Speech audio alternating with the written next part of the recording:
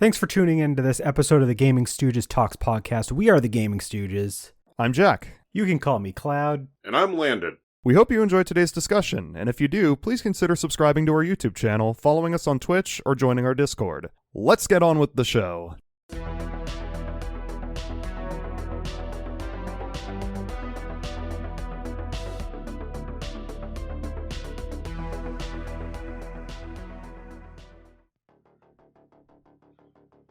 Sandwiches. Oh, I thought you guys were going to do the Sandwiches. thing that we talked about. I got him.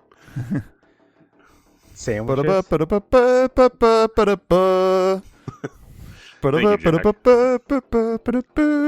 So, a little while back... A while back, in fact, Season 2, we talked about 2D Mario games, which took us 2 episodes. That was really cool. Wow, you can go listen to those episodes. But we never did the 3D Mario platformers, and today we're going back and we are going to talk about those because Mario's 40th anniversary is around now-ish, sort of. September 13th for Japan. So And we're pretty October We're pretty close. October for what the hell? Yeah. So America. Everyone else. So we are. Well, not everyone else, but America. We are going to talk about the pretty much just the core 3D Mario platformers, as well as like 1 or 2 games that are not like part of the main series, but very closely tied to it. Pretty much one game, 1.5 games, because one of those games is. We'll get to it. It's weird. I think it's still a core game. If I know what you're referring to. It's weird the way they could, like when I was looking into it. But anyway, let's just jump right in. Our first game that we're going to talk about is Super Mario 64. Oh boy. This game.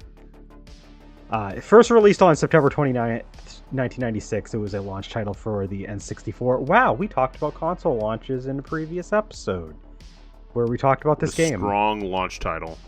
It was remade for DS, the Super Mario 64 DS, but it was also re-released on Wii Virtual Console, Wii U Virtual Console.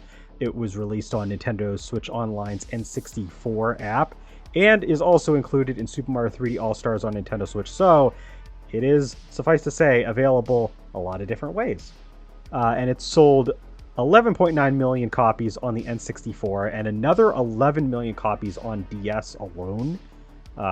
So quite a lot of sales if you're just considering those 2 releases. Mario 64, now this gets out of my podcast notes for a second, is the first 3D Mario game, one of the first 3D games. It was like not only a genre-defining game or a generational-defining game. It basically was a turning point for video games in general. So your mileage may vary how you feel about it today, but all the 3D Mario platformers do have some like tech structure to them that is not unlike other Mario games. So in Mario 64 specifically, you got a bunch of levels which are named courses in this game, and I'm just going to rattle off the major ones. I'm not going to say the little like mini levels that are like all over the damn place, but you've got your classic Bob-omb Battlefield, Womp's Fortress, Jolly Roger Bay, Cool Mountain, Big Boo's Haunt, Hazy Maze Cave, Lethal Lava Land, Shifting Sand Land, Dire Docks, Snowman's Land, Wet Dry World, Tall Mountain, Tiny Huge Island, Tick-Tock Clock, and Rainbow Ride are the core levels. There's a bunch of other like little mini levels throughout. You have your hub world of Peach's Castle, of course.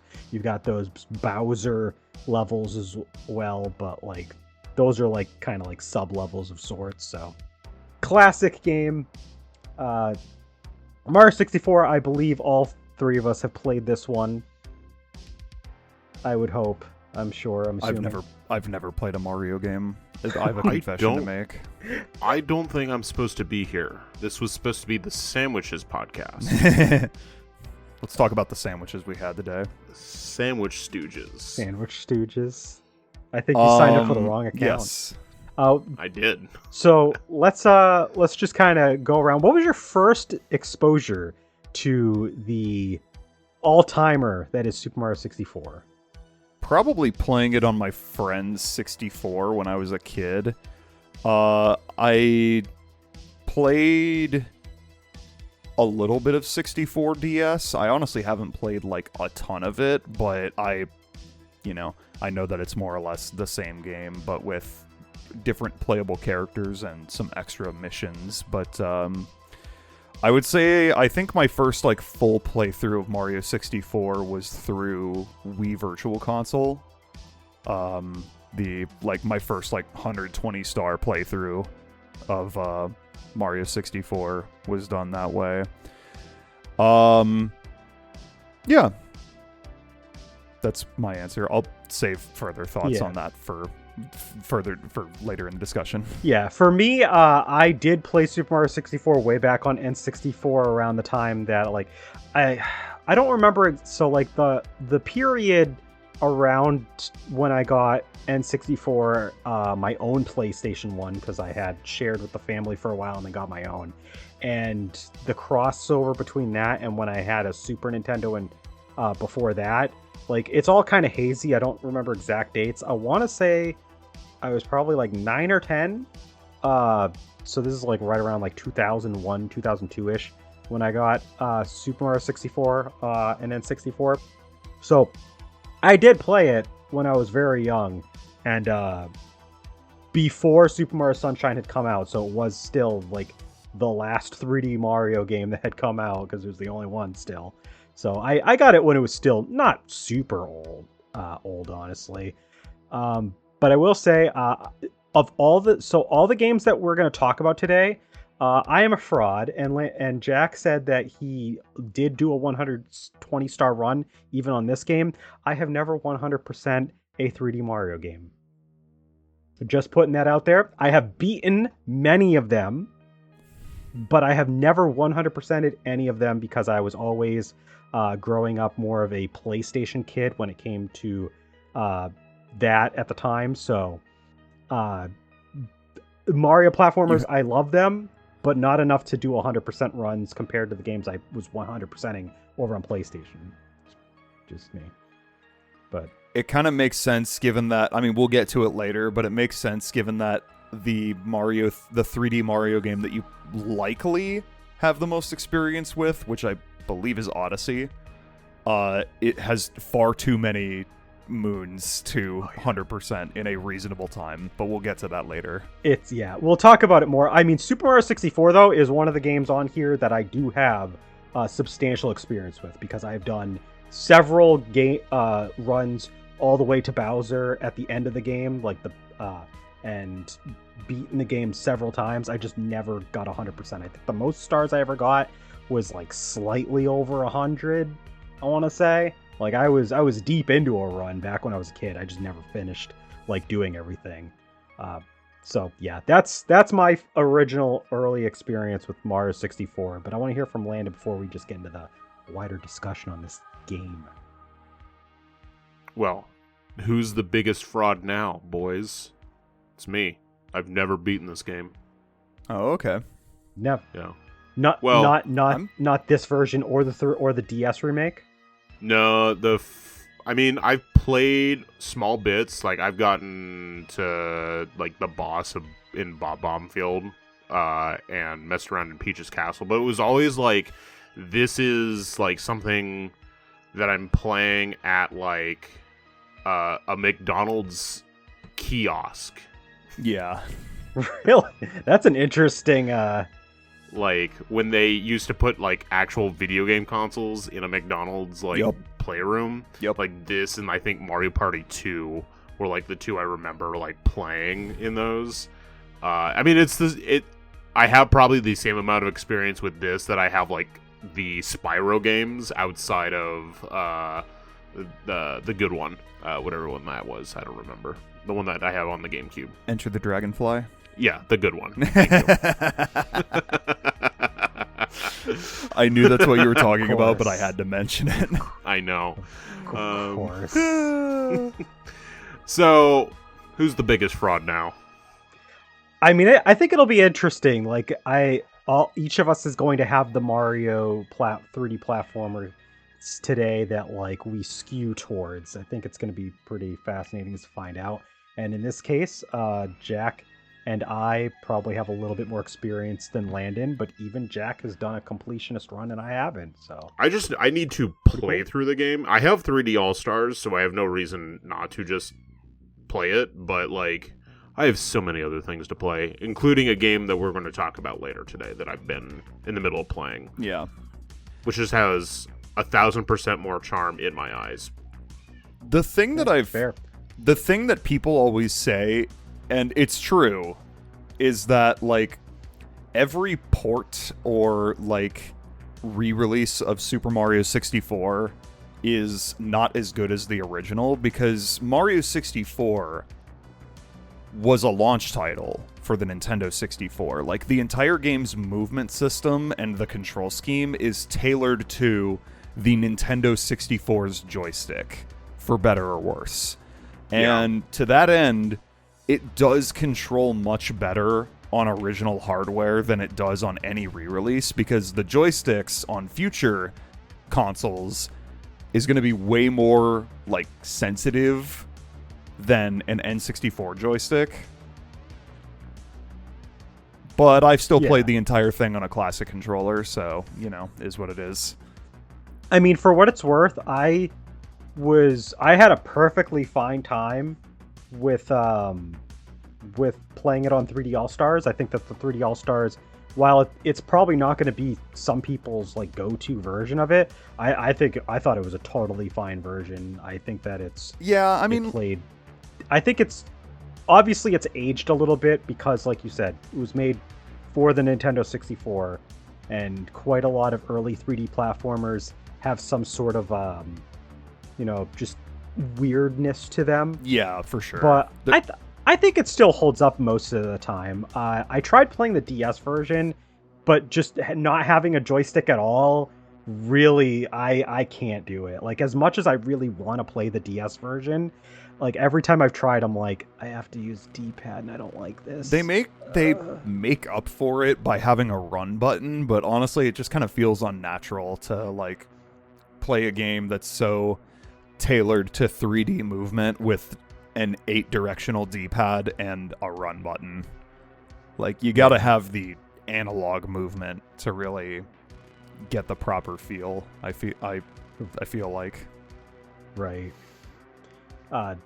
But yeah, Mario 64 also is known for introducing a few iconic things to the series. You had, it didn't have like the traditional power-ups that you would find in most Mario games, but they did give us the metal cap, the vanish cap. You had Metal Mario, you had Wing Mario, or I don't remember what they call I think it was just Wing Cap, but there's a few other, like, you've got iconic set pieces like the King Bob-omb at the top of Bob-omb Battlefield. Womp's Fortress had like the I don't think it's called King Womp. I don't remember what they call the big Womp guy. You had the giant Boo from Big Boo's Haunt. So like it's got a lot of cool stuff that, like, you go back and play it, and just a lot of memorable things in there. His name is the Womp King. It is the Womp King? Yup. I wasn't expecting him to be called, like, King in the name. That's his name. For a second major enemy in a row, but okay, sure, why not? It's just a bunch of kings you're going up against. Bob-omb King, Thwomp King, King Koopa. King Koopa. King Koopa, yep. This is also famously the game where Miyamoto said, "But I like Peach," and Nintendo of America had to fold under the will and the strong arm of Miyamoto. Oh yeah, like this is when, like, they just canonized that her name was Peach, because like because she was known as Princess Toadstool, and like they have her name as signed as Princess Toadstool, but then like she says Peach. From then on, her name's Peach. It's a very recent interview I read that has, I think it's Leslie Swan is the person that worked with Nintendo at the time. that like actually she worked for Nintendo of America, went out to Nintendo of Japan and like talked with like the development team to like have this localized, and she came up with the pitch to unify it by saying, well, we have her sign it like normal, like very formally, like Princess Toadstool, but then in like put Peach on there as sort of like a informal way of like showing off her full name is Princess Peach Toadstool, essentially. Yeah. Okay. Fun fact, Leslie Swan, in addition to being a localizer an English localizer for Nintendo of America for years. Like literal and decades. She was also on the Nintendo Power team. She was one of the early editors and writer editors. But I think Jack is going to say the other thing, specifically about this game. She was the voice of Princess Peach in Mario 64. Yep. And she does some WarioWare characters as well. She did a couple WarioWare characters back in the day. She was Mona, I believe. She was a couple characters, but I think Mona's the only one she got credited for. She was Mona, Kat, and Anna in WarioWare Smooth Moves, it looks like. Yeah. And a lot of... pretty much all of the WarioWare games, actually, until the newest one. Yeah, when she retired in, I think, 2016. I believe that's correct. Her last credited game outside of Mario 3D All-Stars was Poochie and Yoshi's Woolly World, so around like 2016. That's a lot later than I was expecting. Yeah. I think she retired around 2016. Yeah. She was a part of the localization team for a long time, and she was like one of the main localizers. She was like the reason why the localization team is what it is today. Mm-hmm. Like, yeah. Shout out Leslie Swan. Time Extension has a full interview with her, and it is fascinating. I recommend going and reading it. I'll post it in our spoilers. I posted in our Discord earlier, but I'll post it again. All right. It's worth it. Yeah. But just a quick summary of how you feel about Super Mario 64 in general. How do we all feel about it, Jack? You mentioned movement.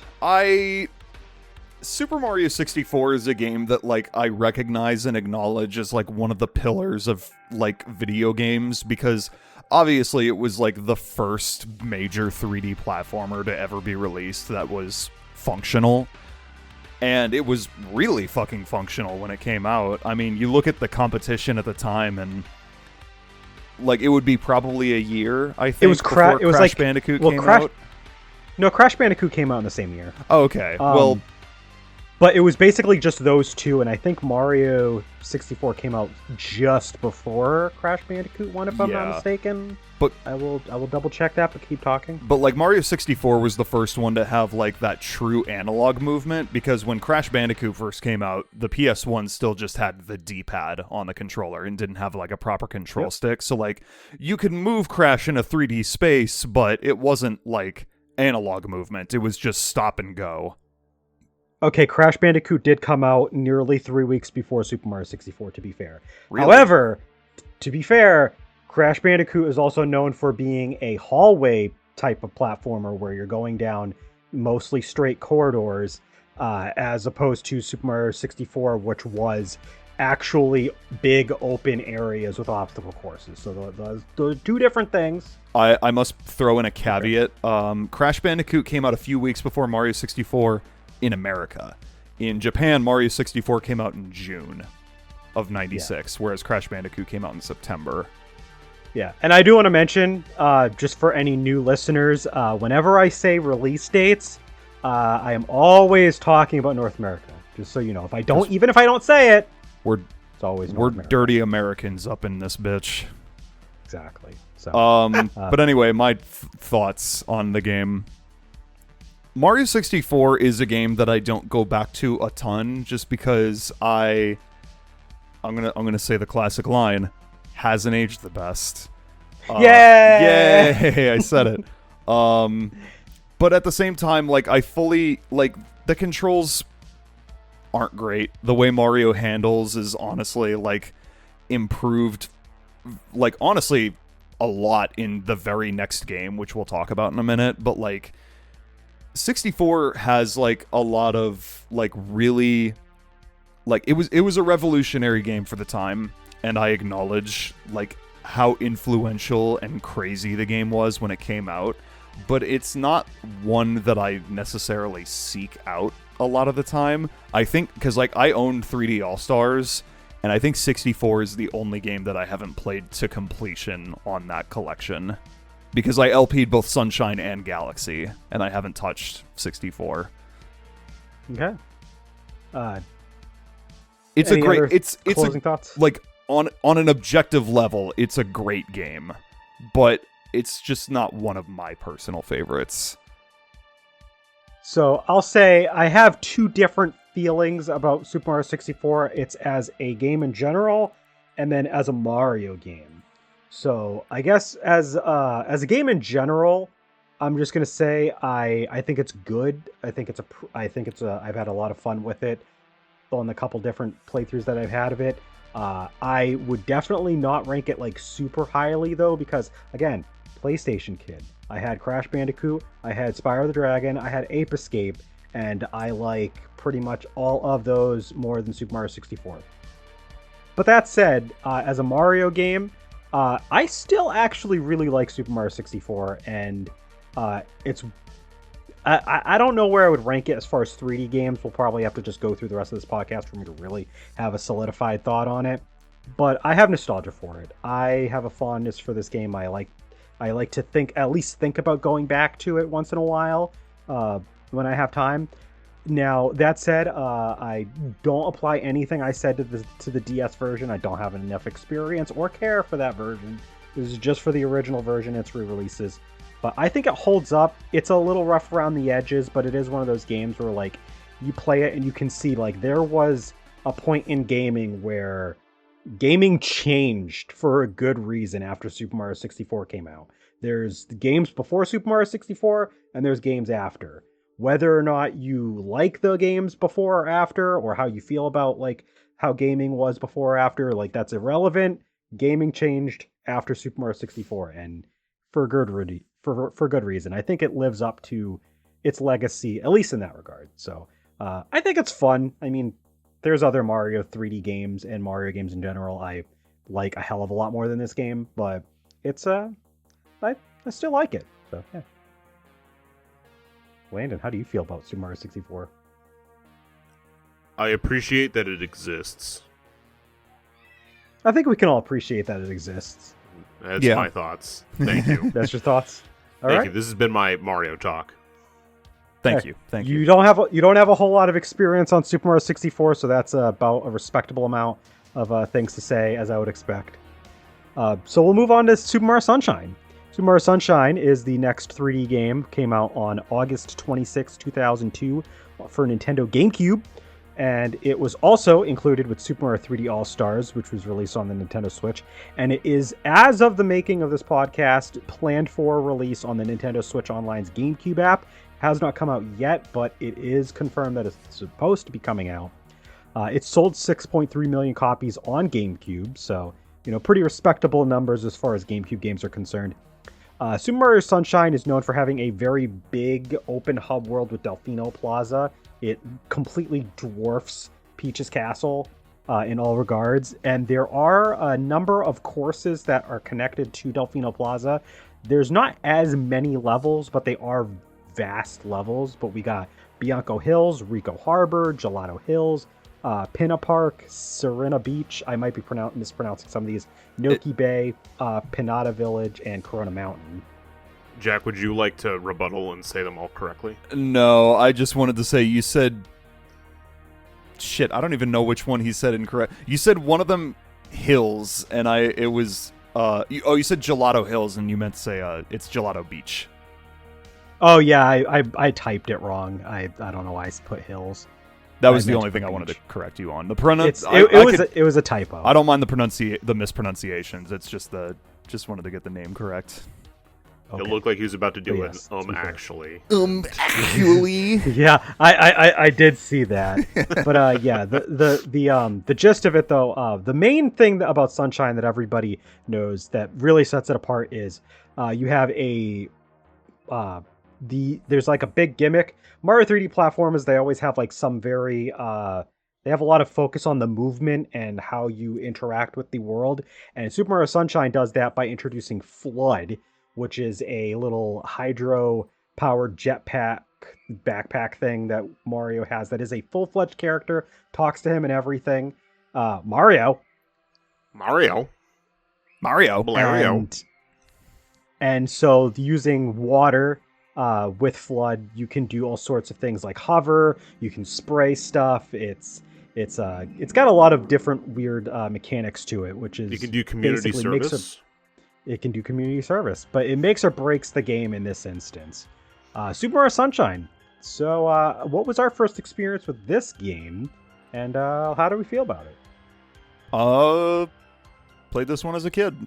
I honestly, one of my I didn't like grow up with Sunshine. I didn't have this one in my personal collection, but one of my friends had Sunshine, and whenever I go over to his house, I would be like, "Oh, what's this game? Why don't we play this one?" He's like, "Oh, that game sucks. We don't play that one." I'm like, "Oh, okay."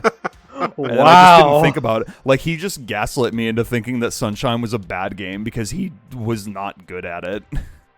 And then I actually played it for myself, and I'm like, this game's good. What was he talking about? This is a game that, sorry to interrupt, but this is a game that a lot of people like. It's a polarizing game. It's divisive. It's probably the most divisive game on this list. Oh, yeah. Hands down. Easily. Like, oh, yeah. I agree. This is that Mario platformer. Now, and Flood is a make or break. Like, if you don't know how to control Flood, you are not going to enjoy this game. Yep, and even if you do know how to control him, if you don't like using him, you will not like this game. Yep. So, but yeah, continuing on with you, Jack. Thoughts on Super Mario Sunshine? Oh, I was just sharing my first experience. You can go ahead and. Oh yeah. I did not get to play this game right away because again, PlayStation kid when it comes to home consoles anyway. I knew about Super Mario Sunshine, and as a kid, don't take this the wrong way, I fantasized about playing it for a while. When I thought about like the games I would want to play on GameCube that I didn't get to truly really sit down and play, Super Mario Sunshine was like that one where it was like I really wanted, like I just thought about what it would be like to play Super Mario Sunshine, and having played Super Mario 64 and knowing that Super Mario Sunshine had Flood, it actually excited me to be like, oh, this is going to be a drastic difference. It's going to be really weird and different. And like, I was excited to play it, and I never got to play it, like really sit down and do it because I didn't have a GameCube for myself until 2006 or 2007. So when I finally did play it, and it's actually quite hard as far as Mario platformers go because of Flood. It has quite a learning curve.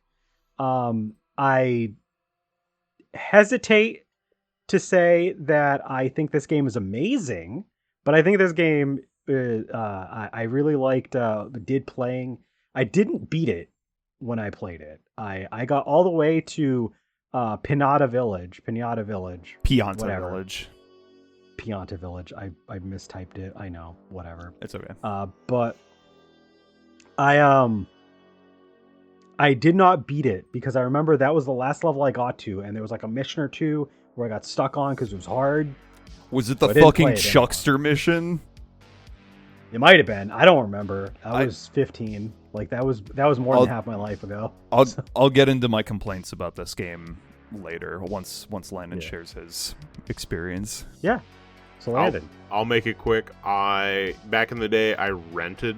This was a game that I rented, and so I never like did a full playthrough, but I do remember playing it on the Cube. My brother might have also had it, but that's neither here nor there. And then I started to play a bit of it with the 3D All-Stars collection, but I have not gotten around to really finishing it. But I also think that's because Jack was doing a full, like he did a Let's Play for us. And so I was like, well, I don't need to play this. I'm watching this happen. Jack's playing it for me. I don't need to play it. Yeah. It's like the Great Ace Attorney games. I don't need to play them. Jack played them for I me. think, Yeah, exactly. No, see, I think that's why Landon was pressuring you to get all of the blue coins everywhere, because he needed you to do it for him. I need you to 100% this game for me, Jack. Please go and finish getting those blue coins on stream tomorrow. Thank you. Okay. Al says in our chat, by the way, you can watch this on Twitch live. We're live every other chat. Wednesday at 8 p.m. Eastern. Whatever daylight time is. I don't know. Anyway, Al says, I'm a chuckster. Oh, I'm a chuckster. Earlier, also, he mentioned that in the DS version, they also added Goomba King. So yes, Super Mario 64 DS. So yes, Super Mario 64 is a game where you fight a lot of kings. Tear down fucking hot patriarchy. Yeah. Fuck them. But back to Super Mario Sunshine. That was your experience initial experience. I haven't beaten it, but I have played a decent chunk of it. Like when I was playing it for myself, like I was really going through and like really clearing the levels, so I was like going after everything I could. So like from what I have played, I marinated in it. I just didn't continue on because of mostly I think the Let's Play and other cooler things had come out. I'm just gonna go the Great Ace Attorney. I'm just gonna go down the list and give my pros and cons to this game, because there's a lot of stuff that I really love about Sunshine, and then there's a lot of stuff that I really don't care for. And this is Jack's favorite game we're going to talk about within the first 35 minutes of the podcast. Yeah, it's true. Okay. Spoilers. We're 35 minutes into the podcast. Just about. Okay. So Sunshine. Things that I like about it. One, the setting is incredible. I love the summer, like, beach atmosphere of the entire game. It's not just any one specific level. It's the whole game. It's like an island resort. If an island resort was a video game, and I think that's really fucking cool. Delfino Plaza has one of the coolest hub worlds in any video game I've ever played. I love just, like, exploring and running around Delfino Plaza. It's so cool. Mario's movement in this game, I think, is fantastic. Like, they really nailed the, like, just all of his, like, movement and different moves he can do. Like, he loses the long jump, I will say. They take away the long jump that you do when you press the Z button and the A button at the same time. But you have, like, a dive. You have Flood, obviously, and that, like, aids your movement in a lot of ways. And there's just, like, so many, like flip jumps and, like, spin jumps and shit. It's, like, it's so fluid, no pun intended, and just feels very natural to control. Like, that is... I've seen a lot of people say that, like, Sunshine has really slippery controls, but, like, playing it for the Let's Play a few years ago, like, I didn't have any issues with the controls at all. I honestly thought it was, like, really smooth start to finish. More things you like. The music is really good. It has really goofy voice acting, which is funny. Mario gets arrested and sent to jail, which is funny. It's definitely a unique story for a Mario game, I will say. Yeah, he has to go chase after a Shadow Mario, an imposter. Yeah. Things I don't like. Individually, I think all of the worlds in this game are really cool, but it suffers from what I used to call Super Mario Syndrome, or Super Mario Sunshine Syndrome, where there's only, like, a short number of worlds in the entire game, but there's a lot of levels in each world, and it kind of takes away from the variety in just visual aesthetics throughout the game. And unfortunately, unlike 64, where if there's a world you don't like, you can just move on to the next one as long as you have enough stars, in Sunshine, you need to defeat Shadow Mario or Bowser Jr. in every single world in order to continue to the next one, which is always Mission 7 in every world.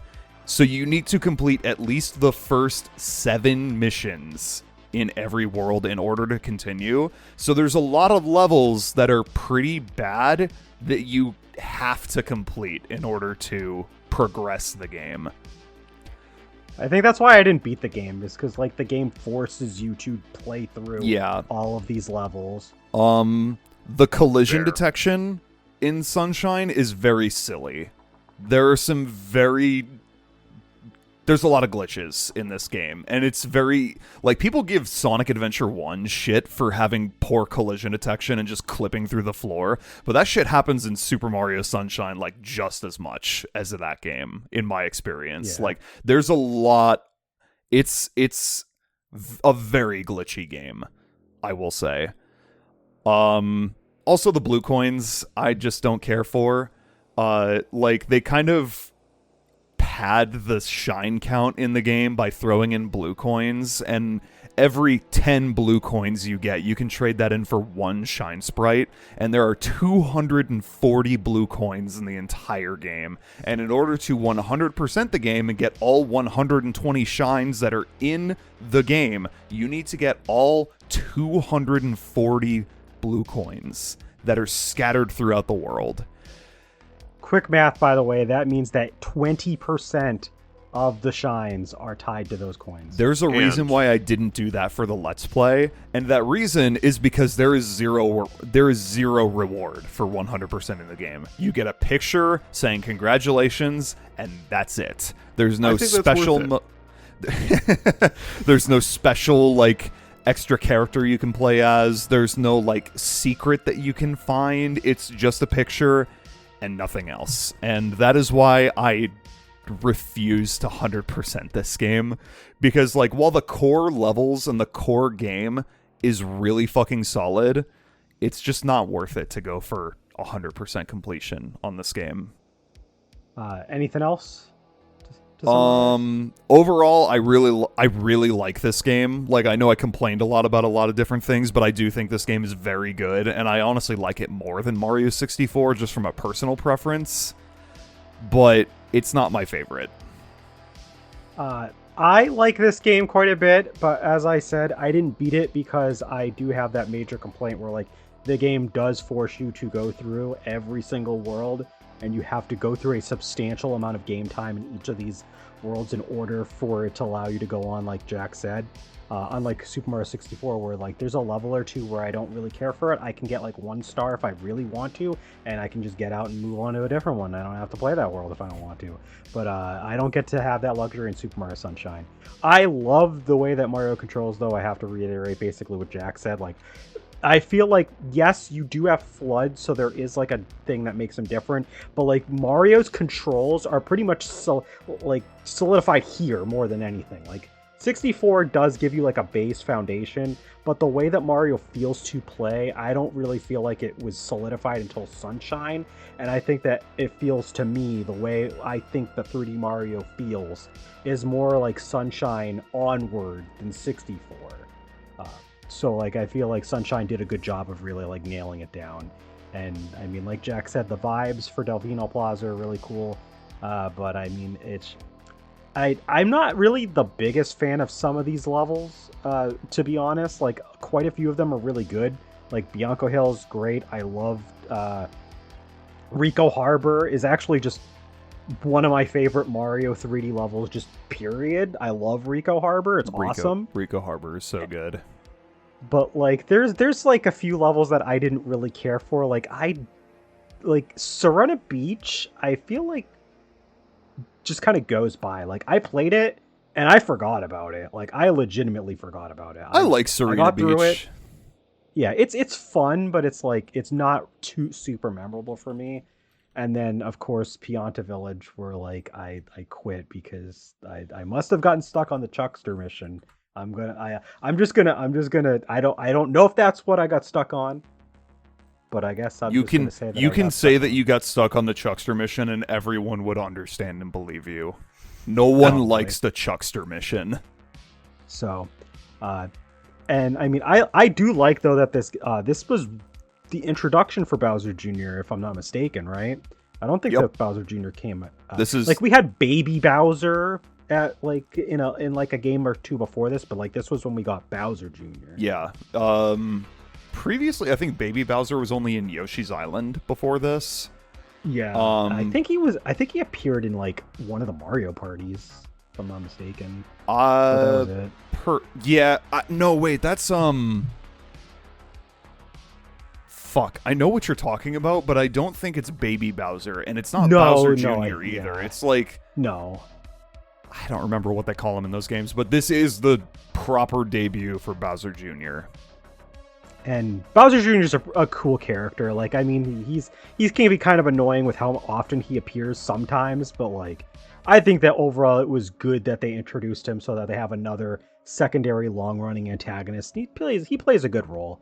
The whole like Shadow Mario thing is cool. So like, there's aspects of this game I really like, and there's some aspects that are you know whatever. But I like this game quite a bit, and I will not lie, I probably like it more than a couple others in this discussion that we'll do tonight. And they might be hot takes. We'll get there. But I'm gonna give Landon the floor on his feelings on Super Mario Sunshine. You did allude to what your experience was. And yes, I did. I played some of this game, and I'll just make this quick. Yes, Mario plays well. I think my biggest thing is because everything is like resort island themed, everything feels the same. Yeah, it's like homogenous, right? Yeah, it's like you say Rico Harbor, and I'm just like, I know which one that is, but it's like at the same time, I'm like, water. Beach. You want me to be honest? Rico Harbor and like Bianco Hills, because they're like the first two levels of the game, are the only ones I vividly remember everything about. And then there's like some little aspects of everything else that might blend together on a bad day. Yeah. So that's like, I would say that's the only downside of like everything being resort themed, as opposed to like the normal Mario like bullshit where it's like Fire World, Ice World, like forest level, jungle level, like sand desert thing, food. Like at least they're different enough. Yeah. Whereas everything's like beach, resort, underwater. Yeah, things that are very like similar to each other. Not to say like of what I played, I enjoy this game. Some of the bosses are a lot of fun too. Oh yeah. Yeah. So we'll go ahead and move on to the next game, which was Super Mario Galaxy, released on November 12th, 2007 on the Wii. Just a fun fact, 2007 was a really crazy year if your name wasn't Sony. Like, you had Super Mario Galaxy and you had Halo 3 the same year. Like, as long as you weren't playing PlayStation, you had one of the best games of all time on your hands. This game, though, was re-released. I was going to say, even if you had a PS3, you had Call of Duty 4, which is, like, one of the best Call of Duties. I meant mostly in terms of, like, exclusives, but yeah. Yeah, okay, yeah, fair. But Super Mario Galaxy was re-released as a digital download on Wii U. I did not know this until today. It did. But the Galaxy games are digital downloads on Wii U if you'd like them. When the service was live. Exactly. And this was also, of course, included in Super Mario 3D All-Stars on Nintendo Switch as well. This is the last time I will say that, because it was just the first 3 games. But Super Mario Galaxy sold 12.8 million copies on Wii. So, pretty respectable sales figures. Selling more than Super Mario 64's original N64 debut, so that's pretty cool. Super Mario Galaxy, as the name implies, has a lot of galaxies as levels. And I'm just going to go over the major ones, because there's like some like major ones and then minor ones that have like less stuff to do there. If I don't say galaxy in the name, I just want you all to know all of these end in galaxy. I was going to say, you can just say the name. I just don't want to say galaxy every time. Exactly. Yeah. So we got Good Egg, Honey Hive, Space Junk Galaxy, Battle Rock Galaxy, Beach Bowl, Ghostly Galaxy, Gusty Garden, Freeze Flame, Dusty Dune, Gold Leaf, Sea Slide, Toy Time, Deep Dark Galaxy, Dreadnought Galaxy, and Melty Molten Galaxy. Those are not the only galaxies, but those are the major ones that you have a full range of content per level. So Yeah, Super Mario Galaxy. First impressions when you first played this game, and how do you feel about it? Jack, you are the big Super Mario Galaxy guy among us. He hates it. I hate Move this on. game. Fuck this game. Yeah. See? All right, Cloud, what was your thoughts? When did you first play it? You know what? Honestly, I think I'll go first just so that Jack can have the floor after, because he's gonna have a lot to say, I'm sure. But I'm not gonna lie, I've never beaten this game. I played a chunk of it. I don't really remember where I left off exactly, but it was not as significant progress as Sunshine, and I don't love this game. I think it's fun. But I think there's just something about the fact that like some of the levels, not all of them, but some of the levels revolve around this like space physics gimmick where you have like a lot of little planetoids and stuff like that. And as like a very small chunk of a game, I'm okay with it. Like when the Ratchet and Clank games do this, I'm fine with it like once in a while. But Mario Galaxy does it kind of frequently, and I just couldn't vibe with it. I liked the other two games more for having, you know, flat platforming, and it just felt right for me. I never jived with Galaxy because of how it switches things up. I'm not saying that makes it bad, because obviously this game is considered a masterpiece by many, and some people think it's their favorite game of all time. I'm not here to tell them they're wrong, because they're not. I just, for some reason, could never get this game to click with me. I have tried. I will try again sometime with the 3D All-Stars release, but I don't know. I just don't love this game like other people do. And I'm sorry. I played this game multiple times when I was younger. When it first came out, shortly after, and then a little bit after that, and I don't know. Don't worry, Cloud. Yeah. If you're not here to tell people they're wrong, I am. Oh, God. I played this game with my brother, who, like, bought a Wii on, like, launch day. And so he had, like, a Wii before I did. So I think I was mostly playing second player, where I was shooting star bits at things. I did that with my friend while my friend was playing. Yeah. Once, too, yeah. And so, like, I have played a bit of this game myself, but, like, a lot of what I played was, like, as more an observer, because that's how multiplayer works in this. And yeah. I think this game is fine. It's the end. It's fine. It's good. It's fine. Don't fucking get your panties in a knot thinking it's good. Better than good. Don't say it's great. In fairness, Landon and I are a minority. How we feel about Super Mario Galaxy is not how most people that played Super Mario Galaxy feel about Super Mario Galaxy. So let's give Jack, someone who is going to talk about Super Mario Galaxy, how most people who played Super Mario Galaxy talk about it, the floor. No, he already said he hates it. Yeah, the game sucks. No. Yeah, see? Let's play this game. So, my first experience with Mario Galaxy, I distinctly remember how I came to the decision of purchasing it.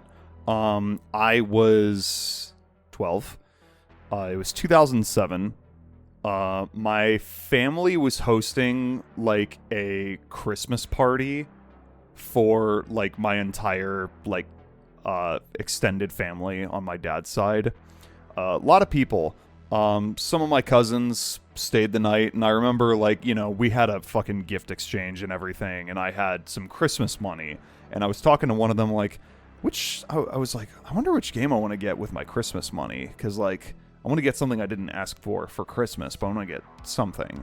And, you know, I wasn't really paying, we didn't have high-speed internet at the time, so I wasn't really paying attention to, like, reviews of video games.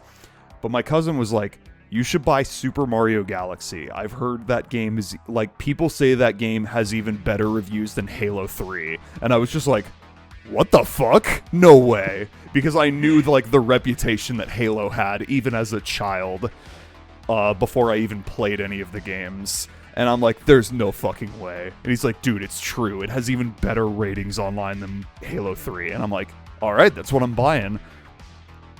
The rest is history. I bought Mario Galaxy, and it instantly became one of my favorite games of all time. Now, a lot of people don't like Mario Galaxy for the reasons that I like it. A lot of people complain that, like 64 and Sunshine are more open-ended in how you present and how you progress the game, and like the levels are more like hubs instead of like actual video game levels, like start to finish. Yeah, Mario Galaxy's worlds are more obstacle course, similar to the like classic Mario games in a sense. Yeah, I it's think definitely a good way to like define this. Actually, like the Super Mario Wikipedia page, I think does the best.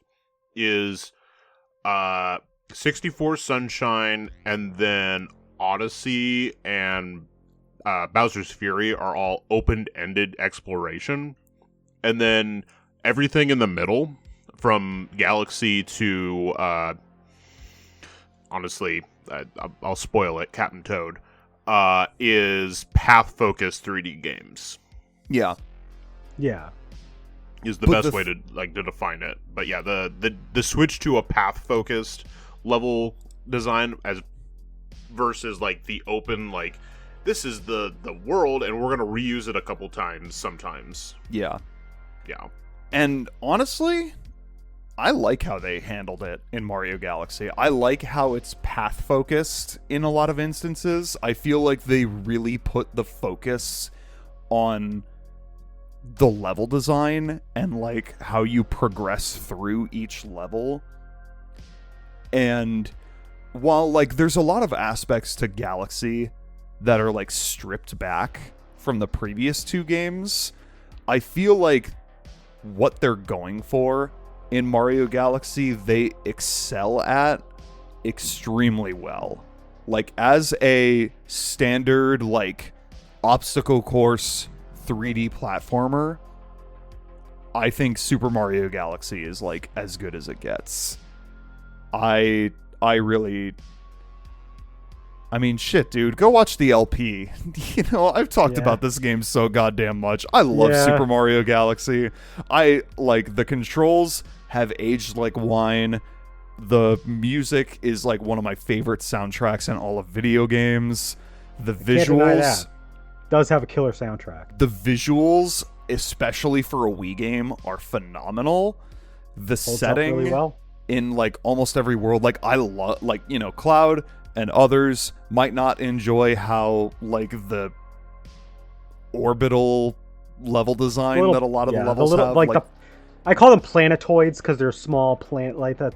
That's how they can be called at points. The very like gravity focused level design, a lot of the time, I think is extremely cool, and I love playing the levels in Mario Galaxy. Like I could play all 120 stars of Mario Galaxy like right now. I mean, like not in a row in one sitting, but like I could do that and just have an absolute blast every time.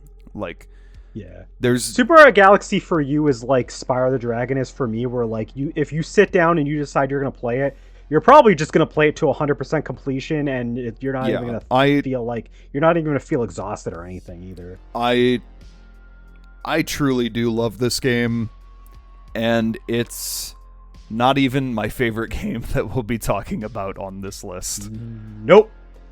So we're gonna talk about one more Mario game, and then we'll do a quick break, because I think this is a good cutoff. This next game is the sequel to Super Mario Galaxy. Wow. And is probably like the last of the I guess quote unquote classic 3D Mario games, because once we get past this game, even though there's only a year separating the two, you really get into a distinctive like different era of Mario 3D platformers.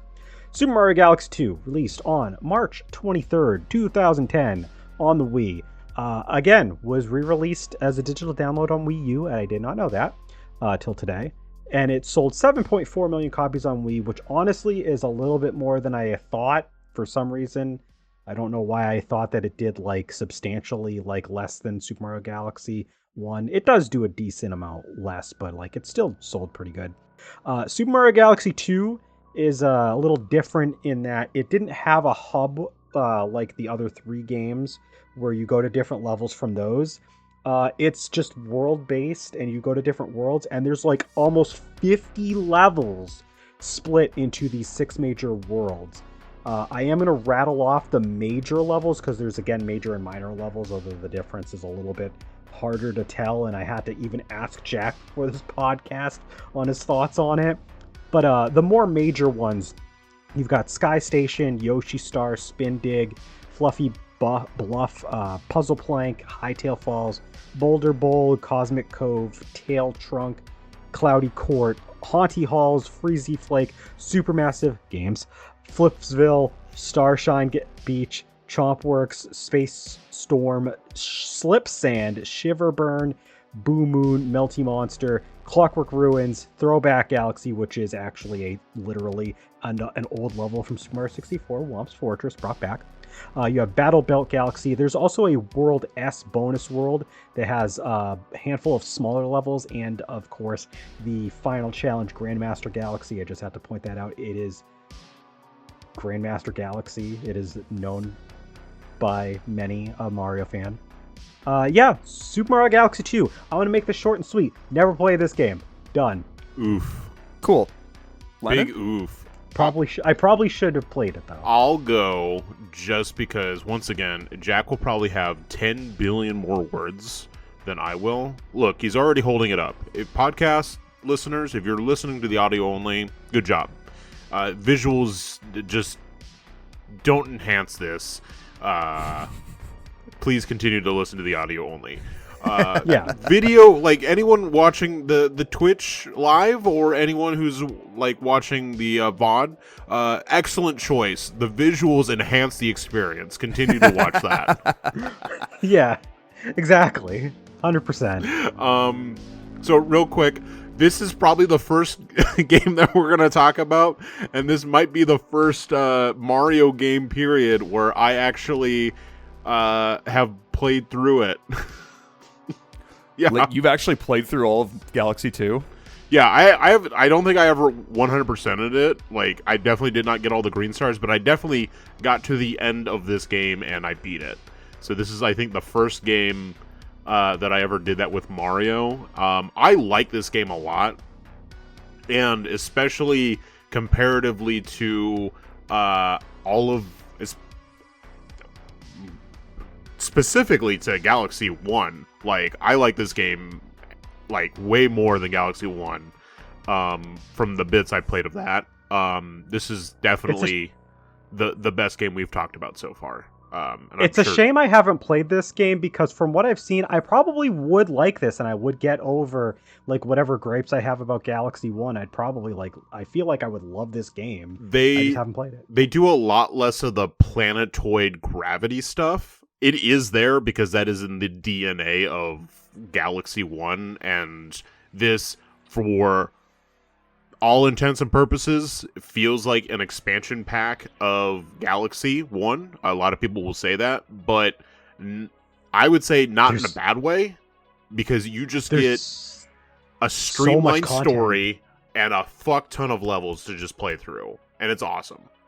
Yeah, if they were just like current day, they were just like, all right, here's like 50 some odd levels for you to play for Galaxy 1. Like, they would have done that as like a DLC pack or something nowadays, but because that's sort of what this feels like. But they just put it on a disc and they're like, all right, here's the same story again, kind of. Go into your levels and have fun. Yeah. All right, Jack. It's kind of interesting to... I mean, Landon shares the opinion of a lot of people that I've seen. Like, I definitely remember back in the GameSpot days when this game came out, there was a lot of people who, like, did not care for the original Galaxy that, like, enjoyed Galaxy 2 a lot more. And there's a lot of people who... Cloud would be in that faction. I think so, too. Did not like honestly. Galaxy, but with Galaxy 2. Yeah. I should give it a shot. I think it's also interesting that there's a lot of people who say that Galaxy 1 is one of the best games of all time that don't like this game as much because it's just the same thing again. And my answer to that is, what the fuck are you complaining about? This is literally just more Mario Galaxy for you to play. And it rules. Like, okay. They added Yoshi. They added Yoshi! Look at him. Okay. She's not here. She's not here in our live stream, but Katie already gives bonus points to this game for that. Yoshi. But no, I absolutely adore Galaxy 2. Like, I recently replayed it for the stream, twitch.com/GamingStooges. Go watch those VODs. They're on youtube.com/GamingStooges. And I had an absolute blast. Like, I was interested to see how I would feel about this game, considering it was my first full playthrough since I got it. This is my launch day copy. I mentioned this in the stream, but this is the copy that I got on May 23rd, 2010, when it originally released. I bought it at GameStop, and I fell in love immediately. I spent the whole fucking summer playing this game, and it's fantastic. Like, it's For literally the just... For the audio listeners, just as a reminder, he is still holding up his copy of Super Mario Galaxy 2. Yeah. It fixes a lot of the issues that a lot of people had with Galaxy 1, like, oh, there's too many planetoids and gravity-based mechanics, but this one kind of, like, reels back on that and just has more, like, raw, like, platforming level design, etc. I don't know, I'm explaining that poorly, but Landon knows what I mean. The power-ups, which in Galaxy 1 were almost all temporary, in this game, you have 3 power-ups that are, like, you don't lose them after a set amount of time, and also they add Yoshi. And that's really cool. You can ride Yoshi in a 3D environment for the first time. And I think that's fucking sick. He only appears in some of the levels, of course, but, like, still, just the fact that they included him and, like, added him to, like, be a core part of the game is really cool. Like, I could go on and on about Galaxy 2. Like, it's just more of Galaxy 1, and that's fine with me. Like, it's literally just all of the best ideas from Galaxy 1, but better. I used to go back and forth between 1 and 2 on which game I preferred, but I think after replaying this game for the stream, I think I do definitely prefer Galaxy 2, even though Galaxy 1 is still, like, in my top 5 of all time. Like, both games are, like, very, very near and dear to my heart, and I think this game is phenomenal. Except for Stone Cyclone Galaxy. That one can go fuck itself. But otherwise... 10 out of 10 game. All right. So, that was everything that you had to say about Super Mario Galaxy 2, Jeff? Yeah. Go watch the VODs right. if you want to hear more of my thoughts on this game. Wait, I have one thought on this game. Its biggest crime is not introducing Beaver Mario. True. Where the fuck is Beaver Mario? What'd you do with him, Nintendo? Where is he, Miyamoto? All right. Go watch the Super Mario Galaxy 2 VODs to understand that. Let's do some housekeeping. We, as we've alluded to a couple of times throughout this first half of the podcast, we got a Patreon, patreon.com/GamingStooges. You can go to that for additional content as well as polls where you can vote on what you want to see in the future. So we'll, like, ask, what do you guys want us to stream next? And we'll have some options. Or what do you guys want for our next podcast? And you guys can vote on that and to help us decide what those are. And if you are at least the Silver Stooge tier, you get access to a lot of perks, including, namely, you get extra videos every month. We come up with some, like, kooky idea that usually has some connection to one of our podcast episodes. And this past month, or last month rather, we did a thing on just like recommended PS3 games. Is sort of like we went around and we were just like, these are each 5 games or so that each of us believes prospective PS3 owners should look into getting and playing. And we did that for the PlayStation 3, since we talked about that in the podcast. And this coming month, we're going to be doing something Mario related. We haven't quite done it yet, but we're going to be doing like a bracket, and we're going to be doing head-to-heads against a bunch of different Mario games. We're going to see which game comes out on top, so look forward to that. And there's also a $5 tier where, in addition to all that, you'll also get a special shout out during all of our podcasts. And we do have a gold stooge now. We've got Horai Hime, which is aka Al in the chat. He is our gold stooge. Whoa. So we're shouting him out. Thank you, Al. Whoa. Thank you, Al. Thanks, Al. And also thank you for banning that spam bot that randomly jumped in during our stream, because we always have that happen once per stream. We always have a bot. But yes, thank you, Al, of course. But thank you to everybody that, of course, tunes in to these and checks out our Patreon, even if you're free. But special shout outs for Al. Al, you're the fucking greatest. Love He's you. the best. He really is. He's the reason really why I play Dragon Quest games for 2 hours a week, Saturdays, from 9 a.m.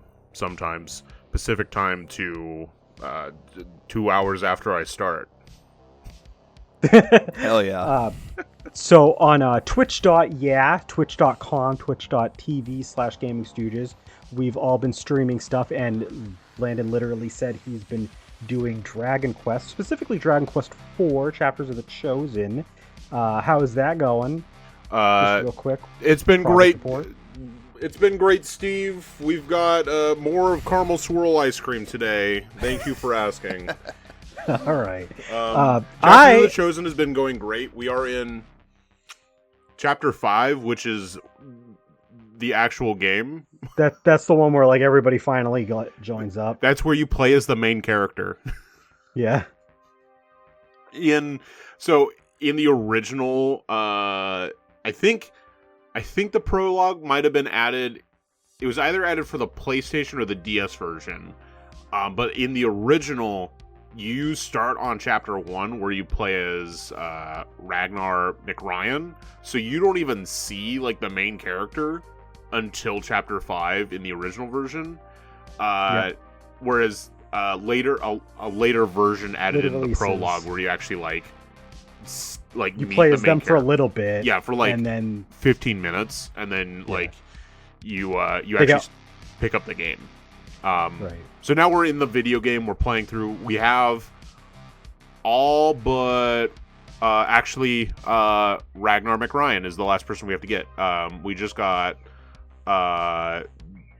the everyone else. So we got Tornico and the two sisters and everyone else. So Ragnar's the last person we have to get. They go in the opposite order of like the introductory chapters. The first person you play as is Ragnar, and then he's the last person you get.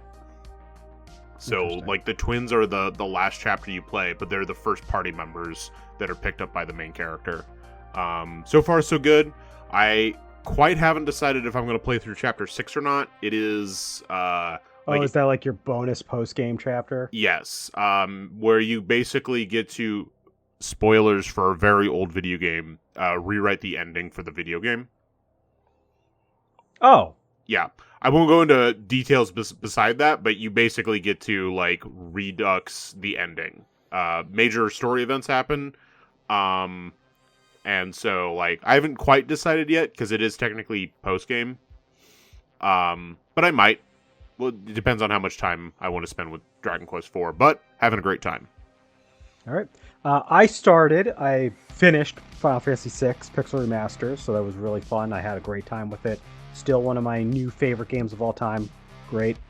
Started Ape Escape 3, and I've been having a blast with Ape Escape 3. I haven't played Ape Escape 3 in like 15 years, since I owned it on PS2 a long, long time ago. I still love the shit out of it. It controls great for a 2006 PS2 game that does not have free camera control with the right analog stick because control scheme's weird, but I still love it. It's a lot of fun. Having a great time with that. I played sessions that were super long for my first couple streams because I was just having such a good time with it. So like, yeah, having a great time with that. I'm looking forward to playing more of it this coming week. Jack, you are still in the middle of Mario and Luigi Superstar Saga. Yep. We're getting close to the end, I think. We are at 3 out of the 4 Beanstar pieces. So we're getting there. It's been fun. I've been frustrated during some parts of the game, I will say. I'm pretty bad at it, but that's okay. I'm still having a good time, and I'm still let's playing. I'm still streaming it Tuesdays and Thursdays at 8 p.m. Eastern. And you might actually be done by the time like this podcast goes out. Probably. To other platforms, maybe. Probably. Yeah. You do have 2 weeks. 3 sessions because you've already been through one of them earlier. My hope was to get the game done before Spookfest, and I'm thankful knowing that I will most likely be able to do that. You will be able to. It's just like what week that's going to fall on, honestly. Because like I think the only thing after you get the Peen Stars is go watch the VODs. Peen Stars is the Peenster. Yeah. It's you pretty much just go to the to the last area. To the last area. To Joke's End. Yeah. Well, there's 2 last areas. There's Joke's End, and then there's the final. Yeah, but like you're like pretty much done, honestly. So yeah. Let's move on though. We got a lot more games to talk about. Some of these might not take too much time to get through. Some of them might take a little bit longer. But I know. But the first game we're going to talk about as we head into the more modern era of 3D Mario platformers is Super Mario 3D Land. It actually is the first 3D Mario game to appear on a handheld when it was released on November 13th, 2011 on Nintendo 3DS. And I mean like new platformer, not a remake. Like a remake of something. It sold over 12.8 million copies on 3DS. And while it is a 3D platformer, the structure is more similar to the 2D platformers. You've got a bunch of worlds, namely 8 main worlds for the main game. And you got like about 50 to 60 levels split across those. And then there's another 8 bonus worlds that are post-game. And they have about as many levels. It's insane. Pretty much half the game is the quote-unquote post-game. So yeah, Mario 3D Land. This is probably like one of the first games on the list that we're going to talk about where we pretty much all got it like right around when it came out, right? I think so, yeah. I want to say I got it for Christmas, like a month or so after it came out, but I want to say I got it launch day.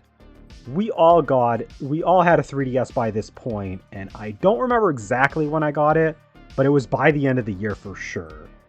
But maybe it was Christmas, I don't know. I don't think I played it all the way through until like the end of the year, but I definitely played it. I remember playing it like in a car ride, and I think I got through most of the main game. Basically, not the post game, which is the real game. We'll get into it. Landon is of the mind where the real game doesn't happen until you get past that credit roll. Because I'm right. Why are you booing me? I'm right. I'm right. That's like the first half of levels are it's you still have a decently normal Mario game out of that. But they are very comparatively pretty easy. Like no. Well, I mean that's the whole point of a post game though, is to challenge you. But like when half of when the post game is literally half of the game's length. Yeah. I know that I never beat the post game. I got a few worlds in, but I never finished it. I think it was. I don't know. I don't remember if I was just getting a little fatigued because of not gonna lie, I was not expecting a 3DS game to give me this much fucking content, because this game has a fuck ton of content because of all the levels. All of the each of the levels has 3 coin stars, because it takes the same idea that the new Super Mario Brothers games had started with New Super Mario Brothers on DS, where you get 3 coins that you can collect per level. So all of the levels in this game do the same thing, and you do have to collect a certain amount in order to unlock certain levels, including a lot of the really, really deep post-game levels. You have to collect a fuck ton of the coins. I think I might have hit a roadblock at one point where I didn't have enough coins to unlock the next level, and I think I might have quit around that point. But like, there's a lot of levels in this game, and even though I didn't beat the full game because I didn't do the post game, like, this game I have a soft spot for, because it being more like classically structured. You've also it's kind of nostalgia bait. We like just gonna put that out there. Like, it's huge nostalgia bait. It's very stylized, like specifically Mario 3. Yeah. You have returning power-ups that are more like your classic stuff. You've got Fire Flower, you've got Tanuki. Mario doesn't play quite the same as Tanuki Mario in older games, but still Tanuki Mario. You can hover around. You have a little cute Tanuki suit. I think you got the boomerang flower in this game, I believe.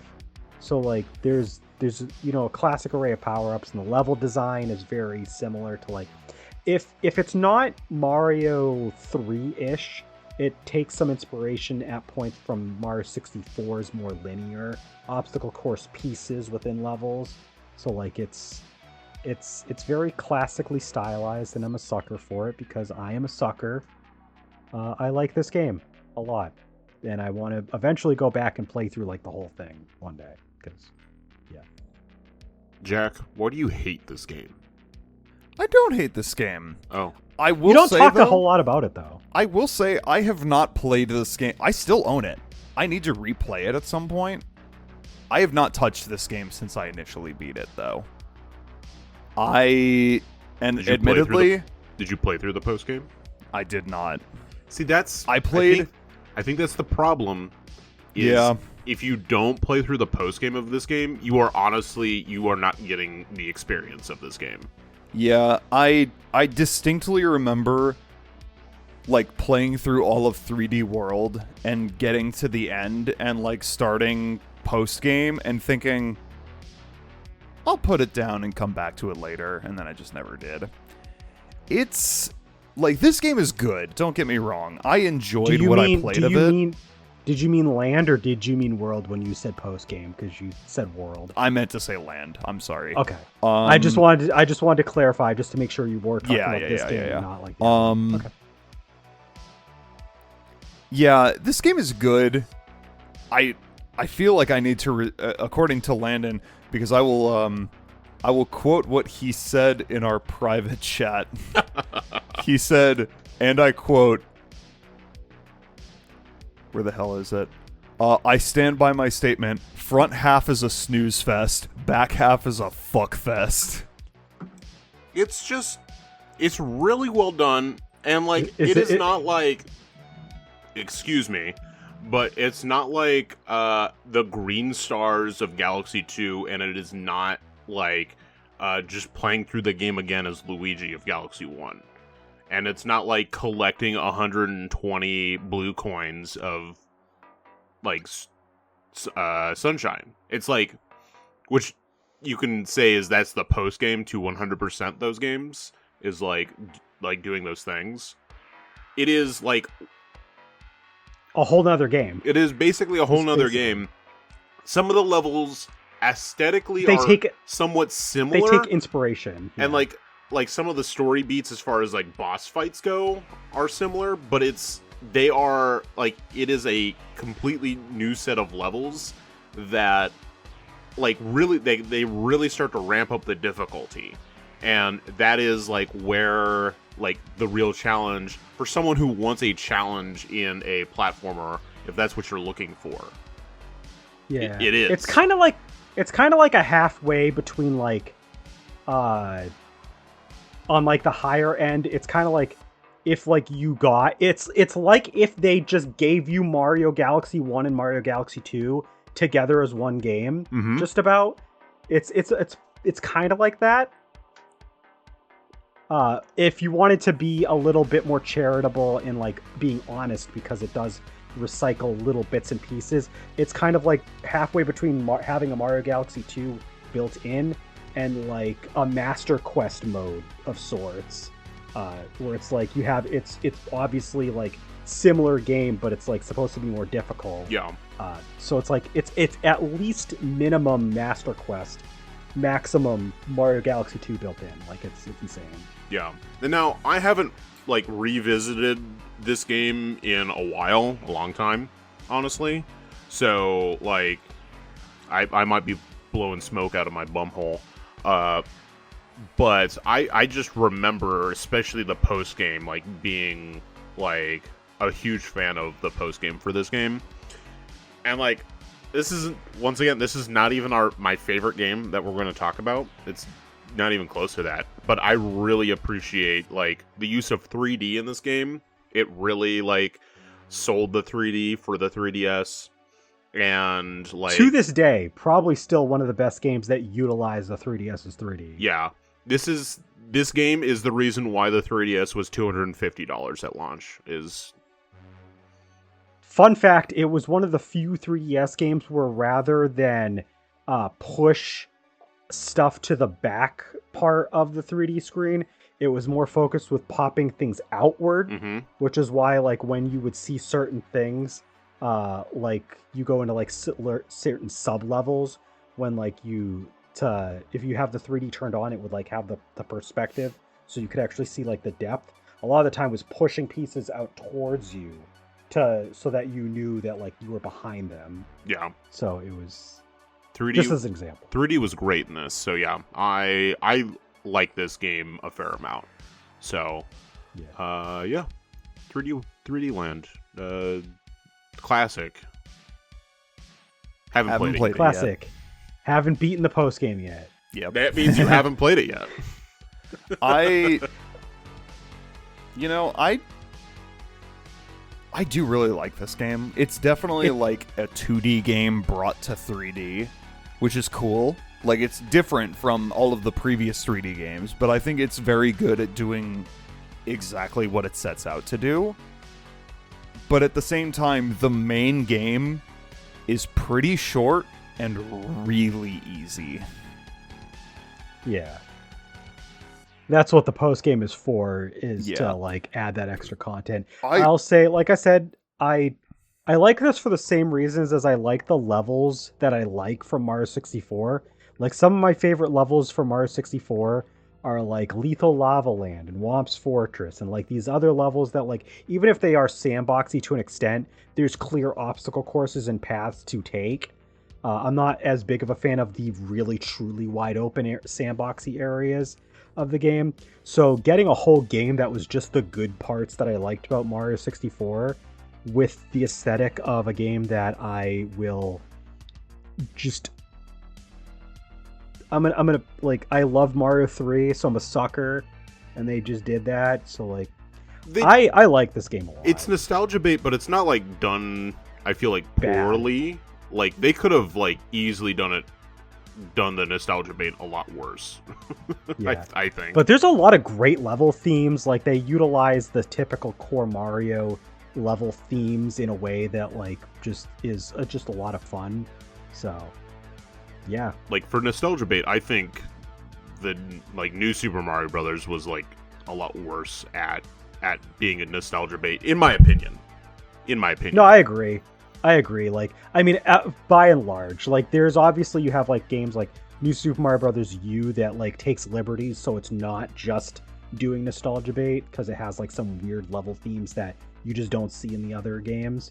But like, by and large, like New Super Mario Brothers 2, Wii, even though I like that game, and DS, they all have like some very nostalgia bait aspects to it that I think 3D Land at least did a better job with. Like, it didn't feel like it was just nostalgia bait. It felt like a fresh take on it. Yeah. So, Jack, any last words to add about 3D Land before we move on? No.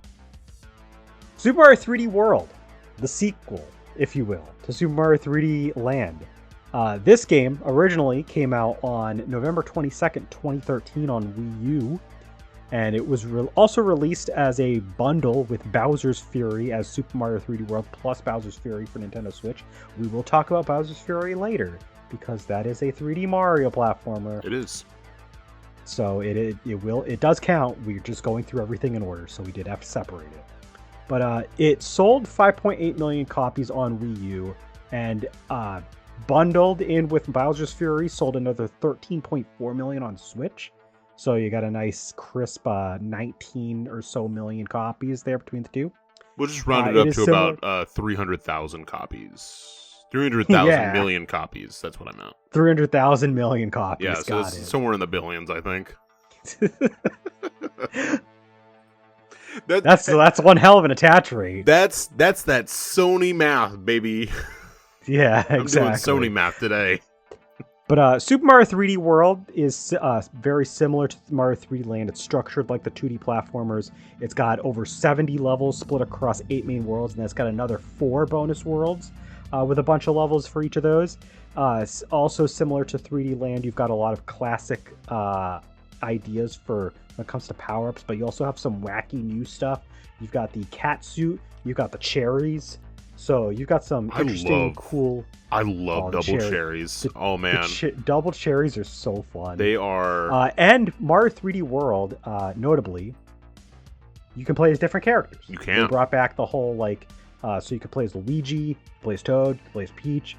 You can unlock Rosalina afterwards, so you can play as a bunch of different characters. Spoilers. Hey, Jack doesn't know because I kicked him out of the game before he could play as Rosalina. Wow.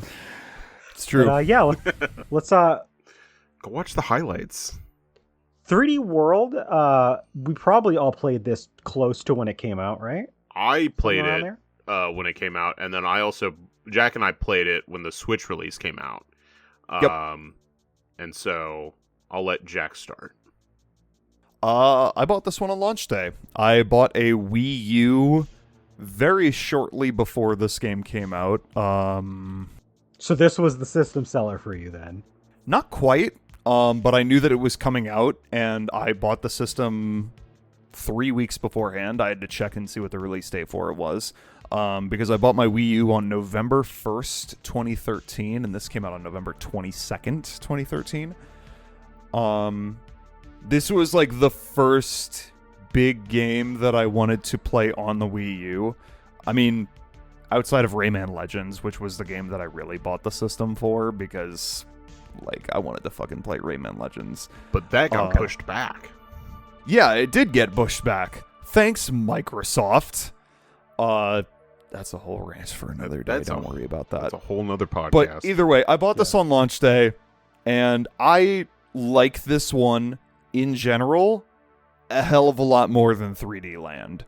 There are people that might disagree with me on that, but I think that this is just a more fully realized version of what 3D Land was going for. I will shoot those people that think 3D Land's a better game than this. I was going to say, 3D World, this game fucking rules, honestly. Game fucking... I farted. Slaps. This game shits. This game shits my pants. In a good way. This I don't even shit my pants. This game shits, parentheses, complimentary. Complimentary. But, Super Mario 3D World. So you got it on launch day? I did get it on launch day. I played through the entire game pretty quickly. I really, really enjoyed this one. I think the multiplayer aspect to it is really cool, even if it is extremely chaotic. And sometimes the camera is not super cooperative. I do have recent experience with this game. I played this one with Bethany, I think last year, or earlier this year. I can't quite remember. Either way, we played through the entire game all the way up until the end of World 9, with the first post-game world, I'm pretty sure. And we had a great time with it. There's definitely like moments where the camera in the multiplayer isn't super cooperative, and that's its own problem. But like the game as a whole, it's like all of the levels are super well designed. There's a lot of really cool and unique power-ups going on. You have, like Cloud said, you have multiple playable characters with like different like attributes. Yep. They play different. It's just like Super Mario Brothers 2, you know. Mario's the basic one. Luigi is slippery Flutter but jumps jump. higher. Peach can float, but she's a little bit slower. Toad is the fastest, but he can jump the shortest. Like, he has the shortest jump, I should say. But So yeah. Yeah, no, I mean, like, I don't really have too much to say about it, but it's like, this is a really good game. It was definitely overlooked at the time because it was a Wii U game, and not a lot of people had Wii U's back when this game came out, but I think the Switch re-release helped a lot of people, like, grow an appreciation for this game. The Switch re-release also improved the speed of play, too. So, like, the game was a bit slower on Wii U. Yeah. But they just increased everybody's just overall speed, so it generally plays a lot faster on Switch as well. Yeah. Which probably adds to the fun. It really isn't a case of, like, I don't have a ton to say about it, but I don't have anything bad to say about it either. Like, this game rules. Like, it's really, really good at what it does. I will admit, while I probably prefer 3D Land for the just because of the experience that I had with it, I think it just kind of resonated closer. It's hard to say that Super Mario 3D World is not the better game, because it just is. It manages to take the ideas that 3D Land started, and then it refines them, and then you have levels that are a lot more imaginative. You have stuff that, like, you would probably see closer to, like, a Mario Galaxy 3-esque game if they had made one. Like, there's quite a few levels that are like, oh, this feels like Mario Galaxy. Like, this feels almost like a halfway between Super Mario 3D Land and Super Mario Galaxy as the duology. So, like, this, even though, like, some people like to be like, oh, the Wii U didn't really have a true 3D Mario platformer, I feel like that's a bit of an insult to 3D World, because, like, yeah, 3D World plays structurally like a 2D platformer, but I feel like that's kind of not giving 3D World the credit that it deserves, because the quality of the levels and what they do with them is just much more than I think a lot of people really like to give it credit for. And it doesn't have quite the amount of content as 3D Land. As I said, only 4 bonus worlds, but the quality of that content is a lot better. Like, you have levels that are doing crazy shit, like just like I don't remember the name of the level, because they all have names in this one, unlike the first game, but you have, like, ones where you have to run along boost pads, and the boost pads are like, you walk over it, and then you start running nonstop, and you can't slow the character down, and you have to go down this, like, obstacle course in order to, like, try to get to the end, as all these boost pads are pushing you forward. And I remember watching you guys try to, like, do that and get the green stars at the same time, because they're basically the replacement for the star coins, but it's the same thing. You have 3 green stars that you can get per level, and trying to get the green stars on some of the levels is pretty tricky. They really, like, invent nice, challenging, memorable set pieces to try to make you get the green stars in some of the levels, and I think it's just everything that they did with 3D World. It shows that they kind of just got everything down. Like, they knew how to make challenges. They knew how to make, like, a level that you could just go through without having to do the side stuff. And it's just like, whether you play for completion or just to play through a fun Mario game, like, it does a great job no matter which way you slice it. I first played it on Wii U the year after, because I didn't get my Wii U until 2014, but it was one of the first games I got, and I played a lot of that. I have a lot more experience with this game as a 2-player game, because pretty much almost every time I play this game, I played with another player. If it was my friend or my ex-girlfriend or whoever it was. Like, I usually tried to play with the second player, but it's fun either way. Like, it's just good time. Controls really great. I like the power up variety. Yeah, just great game. I love this game. This game, it's my favorite game that we're going to talk about. Oh yeah. And the next game we're going to talk about is like a very second close, honestly. Yeah. It is, but we'll talk about that here in a second. But 3D World is like, it to me, it is peak, it is definitive 3D Mario.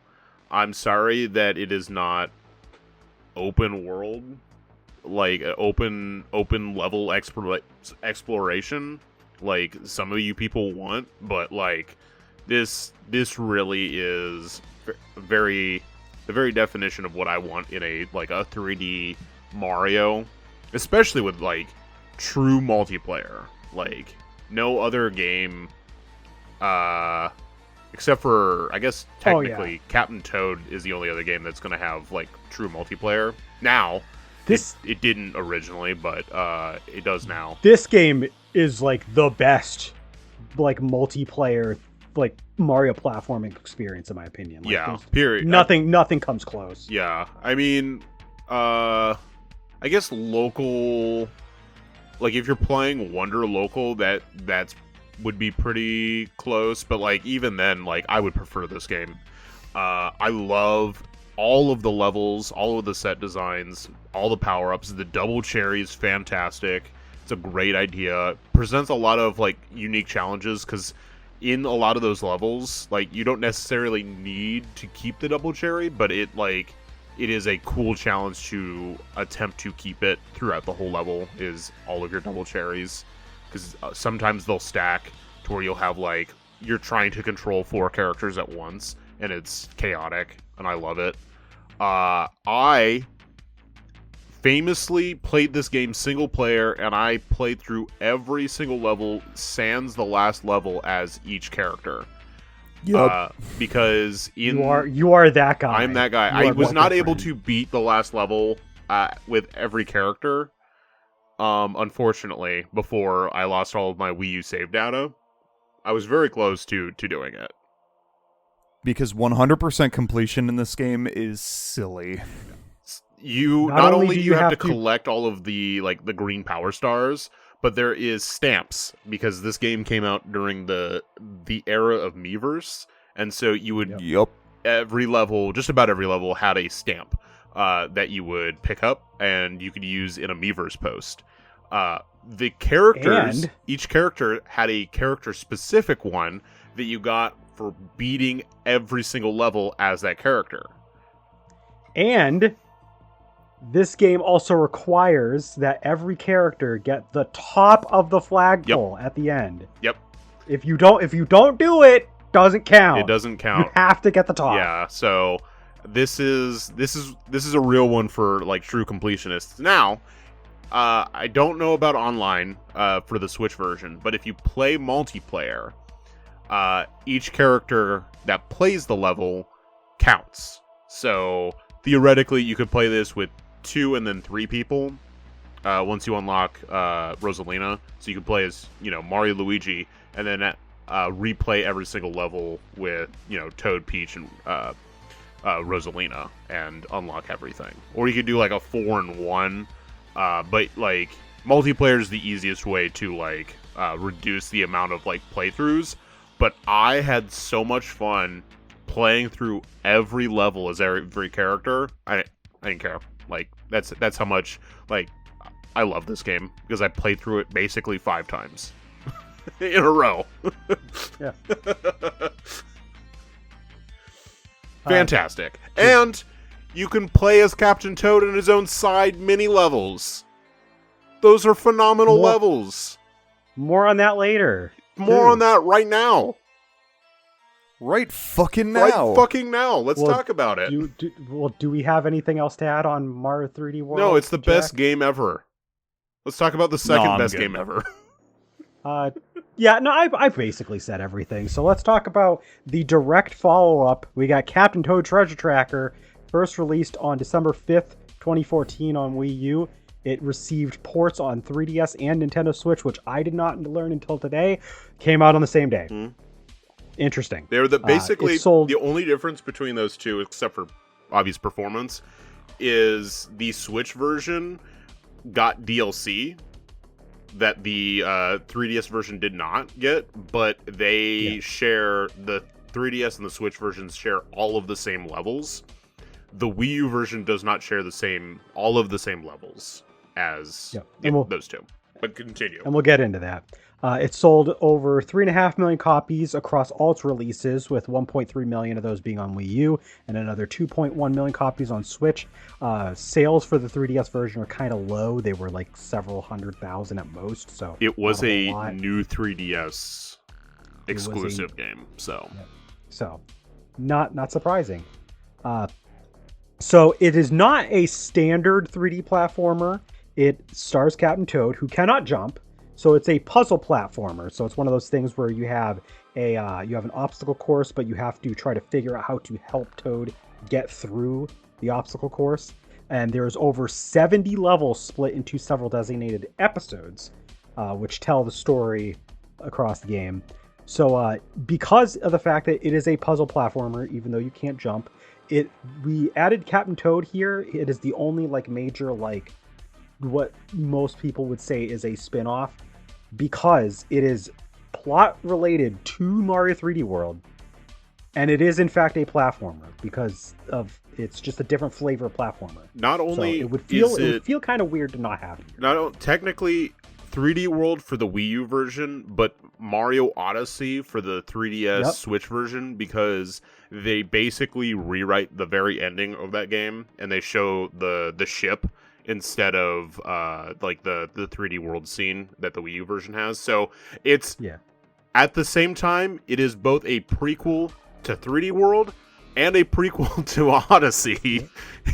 I want people to know that I haven't played this game, but it's not like Landon had a gun to my head saying, hey, we're going to talk about this game on the podcast. I was like, no, I'm fully aware that because of the kind of game it is and its plot relation, it would not make sense to exclude it. It's also because it's literally just it's a Mario 3D. It was developed by the Mario 3D team. Exactly. It's the same team that brought you 3D World, 3D Land, Odyssey, and Donkey Kong Bonanza made this game. Now, we did not include Donkey Kong Bonanza. Fair point.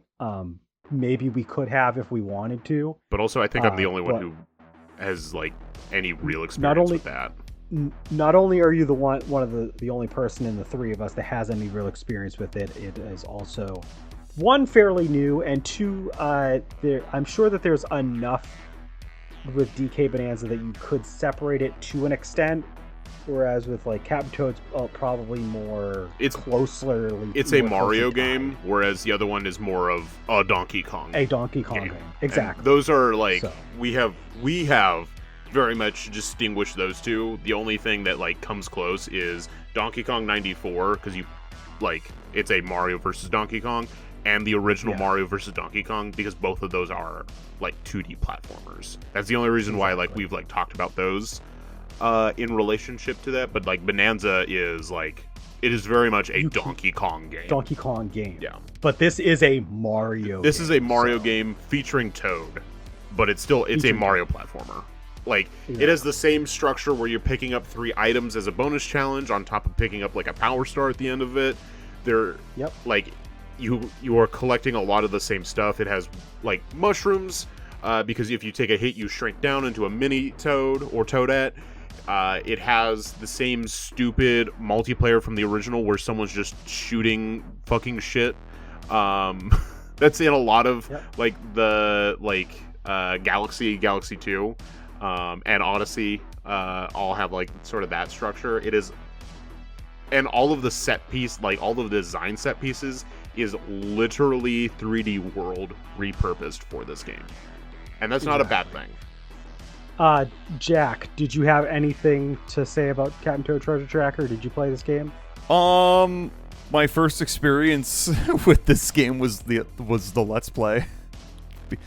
because that started on launch day of this game. That did. Famously, We haven't done that very many times, but That this is a the game that did first that. and, as far as I know, only game we've ever LP'd on launch day. On launch day, yeah. Yeah. We've had a couple like close to launches, but Like, not. Landon was so amped for Captain Toad Treasure Tracker that he went out of his way to record like his first half hour of the game and put that shit onto YouTube so we could do commentary for it. That night, like, I got it, That and night. we were like, we're doing this tonight, and everyone's like, We're why? doing this tonight, and it is going up tomorrow. Yeah. So It was so good. But no, Captain Toad's great. It's a fun, cute, like, puzzle platformer where you get to play as Captain Toad. What more do you want, honestly? That's all I really have to say. Yeah. It's been a long time since I played it. I need to get the Switch version, honestly, so I can play it again. Not that I can't just play the Wii U version that I own, but you know. The Switch version, especially with the update now for Switch 2, has game share, and so you can literally play partner adventure and play 2-player. So there you go. Yeah, you can play actual 2-player as opposed to like fake Mario Galaxy fake 2-player. Yeah. I have nothing to add because I haven't played this game. I have a lot of respect for it as it exists, but Landon, you can continue having the floor to talk about it a little bit more. You watched the whole game, just like how I watched all of Galaxy or Sunshine and Galaxy. True. I think it's fun. I think it looks cute. I just puzzle platformers really haven't been my thing, but it probably is like the most fun-looking one out of the ones I've ever really had much experience with. So I would say it's worth, like, much like playing through Galaxy 2. In a lot of ways, this game, if you played the Captain Toad levels in 3D World, like, that's sort of a taste of what this game is. And, like, I would say it's worth at least playing a little bit of Captain Toad Treasure Tracker, because it is phenomenal. In a lot of ways, this game is a budget title, because if I remember right, they released it at $40 for the Wii U version. And I think they kept that price point for the Switch release, is when it released new, it was $40. And a lot of that is, there's some asset reusal. Like, they just reuse mainly every set type piece, every block type, almost everything. Even double cherries come back and are used in a lot of ways. But, like, every level is so wonderful, and it is like it's a delight to play through. I'm literally replaying the game right now. I started it earlier this year, put it down for a little bit, and then I came back, and I last night was wrapping up some of the bonus level stuff, like the Mario Odyssey levels that I hadn't played before. But I was playing through some of those last night. Some of those fucking are hard. The Cookatails Sizzle run level is a lot of ways something that Cloud was mentioning, where you have to. It's all dash pads.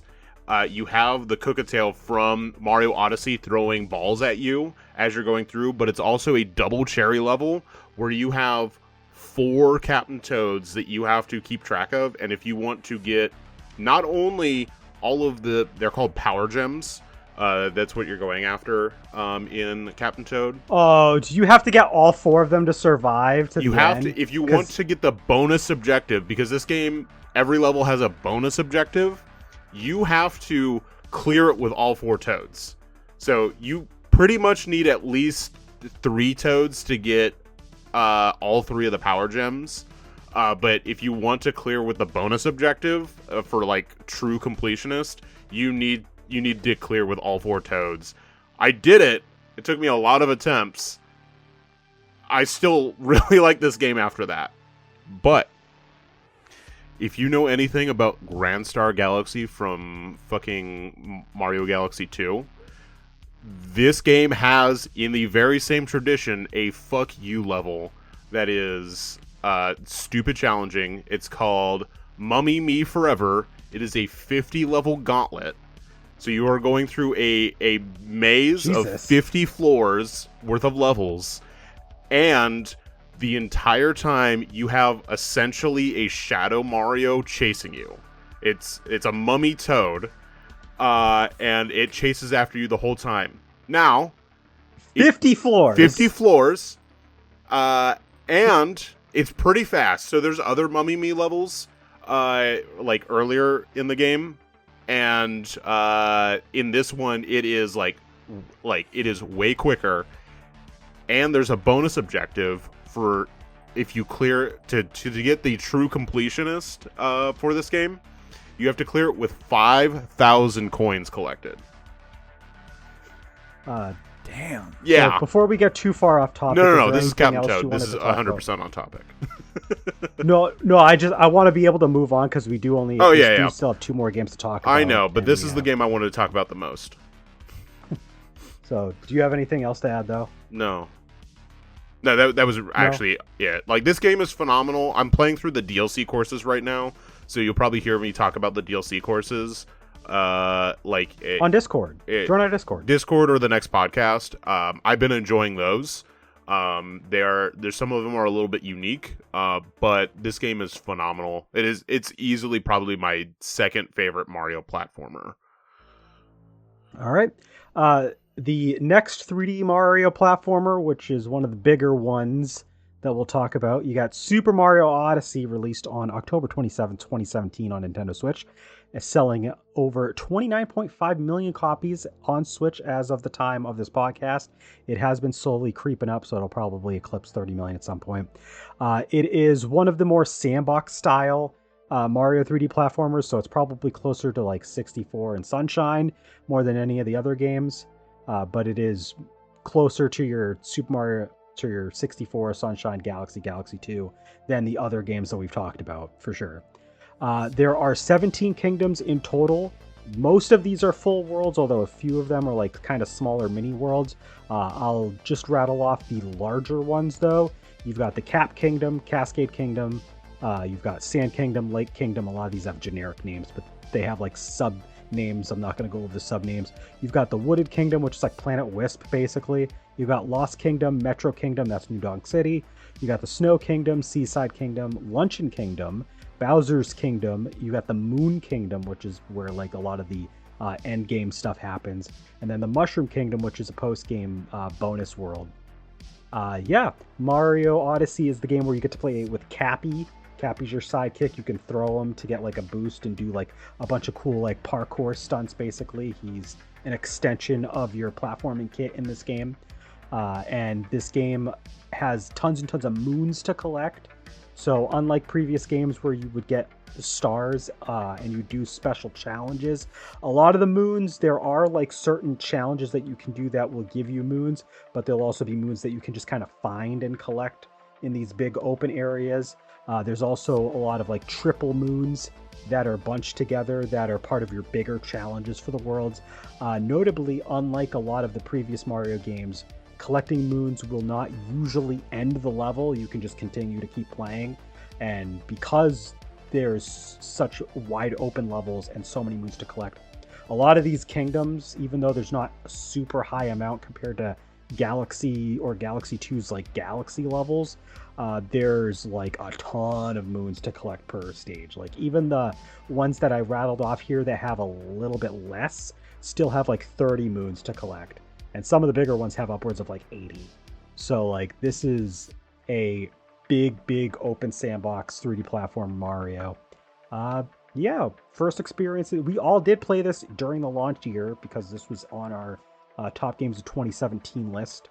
I think it was in different parts for each of us, but we pretty much all mentioned it at least in some extent. Jack, thoughts on Mario Odyssey? Super Mario Odyssey. While we have all talked about this game in the past, it has been a hot minute since we've really been able to talk about this game. Yeah,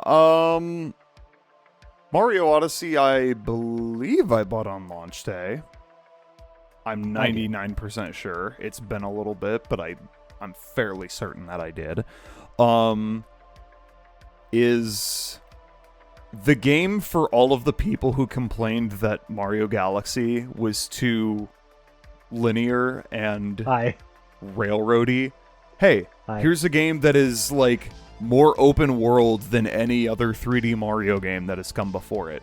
There are still worlds, for sure, but in this game, moons instead of stars that you collect are plentiful and everywhere.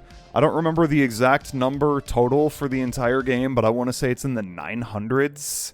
So the thing about this game is kind of interesting. You can max out the moon count at 999, but you can also just buy moons in the post game. I think the amount of moons that you can get without just paying up money for moons is somewhere around like 800 something or 700 something. It's a super high amount without even having to just like it's a shitload. Go into just buying them. Yeah, it's a lot. It is a shitload. To be honest, I wish I like replayed it a little bit before the podcast, but I didn't have time to. I've been kind of busy lately, but I remember really enjoying Odyssey when I did my initial playthrough of it back in 2017. Really, like, it's, you know, like I said, much more open world. I mean, it's not like a real open world game, but like it's much more sandboxy than pretty much any 3D Mario game to come before it. Because instead of having, like, even in Mario 64, you had like missions where you had to, like, you're going after a specific star, whereas in Odyssey, you just get thrown in, and whatever moons you find, cool. And you have to find, like, so many to fix your ship and move on to the next world. Yeah. Which I think is a good way of, like, having progression baked into the game. Because obviously there's a shitload of moons, and you don't want to require people to get literally all of them to move on, because that's a lot. There will be certain bottlenecks in certain kingdoms where, like I said, those like triple moons will pop up, and you have to do a specific like thing, usually like a boss fight, in order to be able to progress to like a wider area of the kingdom. But for the most part, yeah, it's pretty open. Yeah. I mean, I don't really have, like, a ton to say about it. All of the worlds in this game are super cool. Like, I still remember all of them, like, really clearly. As far as names are concerned, don't ask me. But all of the kingdoms in Mario Odyssey are extremely cool. Like, all of the... Like, even if some of them are, like, you know, there's a grass world, there's a desert world, there's a forest world, there's an ice world, etc. Yeah, there's a jungle But they level, have, like, something going on in each world that makes it feel more unique than what is typical for a Mario game. I think what helps, and I think that's really cool. Like what's that? I was gonna say what I think what helps with that a lot is especially like Cappy's like main gimmick, where you get to take over like specific creatures. And, like, that adds a new wrinkle, because it's not just playing as Mario, it's playing as Tank Mario and shooting the fuck out of, like, giant electric centipedes. Yeah. Or you can play put as your Tree cap on, Mario. like, or a giant Maui head. Like, it's... Yeah. Or you're a dinosaur. Or you're a little dinosaur. Like a little bird. That's probably like one of my favorite ones was like the little bird from like I think it's Bowser's Castle, because he has like a feudal Japan type castle this time around. Yep. But then there's also like in the forest level, like you're like, it's like a seed thing, like a little plant guy where you can like stretch up. Oh yeah, he like stretches up and he has long legs, and then he like pops and he does a little hop. The Wooded Kingdom. Yeah, the Wooded Kingdom. Like some of those like help, even though you're like literally playing through like just a forest level, like it is like a new unique gameplay mechanic that is different from the other like kingdoms that you have already played, but also it's different from all of the other Mario junk that you have played, in my opinion. One thing I really like about this game's kingdoms is that, like, they are also stylistically very diverse. Like they don't have like usually when you play like a Mario game, there'll be like some sort of stylistic cohesion where like they all have a similar look to them despite having different settings. Like you can still see that there's a style that they're all sharing. But like with this game, you've got like the Cap Kingdom has aspects to it that look almost Nightmare Before Christmassy. You've got the Wooded Kingdom feels more like a new Super Mario Brothers jungle stage, but then like the Cascade and the Wooded Kingdoms, like the foliage and the textures look a lot more like realistic. So like when you go to different kingdoms, they don't even look the same, even like stylistically. Like forget just being different settings. Like they also are just diverse, and they don't like clash. It looks really nice to have like very distinctly different kingdoms, and I love it. I eat it up. It works well to like what the game, like the driving mechanic for like the story is you are going around the world. It is a literal odyssey, and I think that like works really well for like, because you feel like you're in an actual like world. Like all of these kingdoms exist in this world because they are very unique to each other, like from each other. Right. Yeah. But yeah, I love this game. I think I feel like I like it more after like the launch year was for the Switch, and 2017 in general was like stacked. Very stacked. And Mario Odyssey is one of those games where I feel like it is, for me personally, has stuck with me. I have to play it again soon, and thankfully I will be the person streaming it. My intent is to get at least to the what they call the darker side of the moon, because you have the Moon Kingdom, there's a dark side, and then a darker side. My hope is to at least get to the darker side. It's basically effectively the Grandmaster Galaxy type finale for the game. And I've already been able to get to close to like the dark side, like the first part. Like, and that's 250 moons to get just to the dark side. You need like 500. And then the darker side, you need 500. Yeah. Yeah. And because we talked about it, 880 is the actual like field star count for power moons. It is, but you can purchase to max out to 999. Yeah. I love this game. I think I'm probably gonna love it even more when I replay it, just because the controls, the way that Mario controls, Landon mentioned the ability to take over other creatures, which I forget about sometimes, but honestly, there's a lot of cool set pieces with that in different kingdoms. I love even like the boss fights. I'm not usually big on like Mario boss fights, but like fighting against like that rabbit gang, like you get some really cool boss fights with them.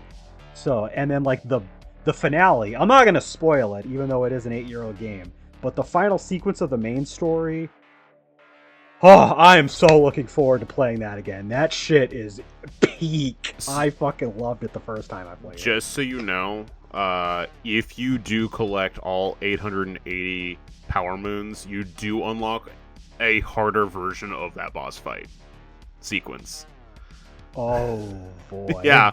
I'm not saying you need to, because that's a lot of stars, but they actually give you like some stuff for like going out of your way for completion, but I feel like this game is set up not to actually get everything because of like just how it's designed. It's so packed with content. Like the only reason I didn't get to play more of this game is because my ex-girlfriend would not stop playing this game. So I basically just had to surrender my copy. I recently rebought it, so I'm happy to have it again. I'm really excited to be able to play it again.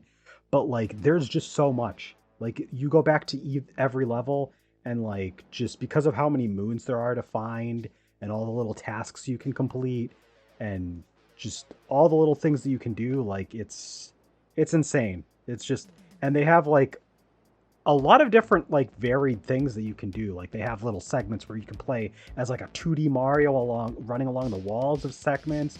You've got like all these different challenges involving, transforming into stuff. There's like just I can't even just think of all of them. There's like one where like in the Snow Kingdom where like you get to ride on like on something like down like a sled or something or whatever. There's like the jump rope in the Metro Kingdom. Like there's just all sorts of little mini games that you can do where it's just just a lot. And I like the set pieces. The music's great. And just yeah, like I really like this game. So I'm hoping I can actually sink another like 20 hours or however long it takes to get to the game. I mean, yeah.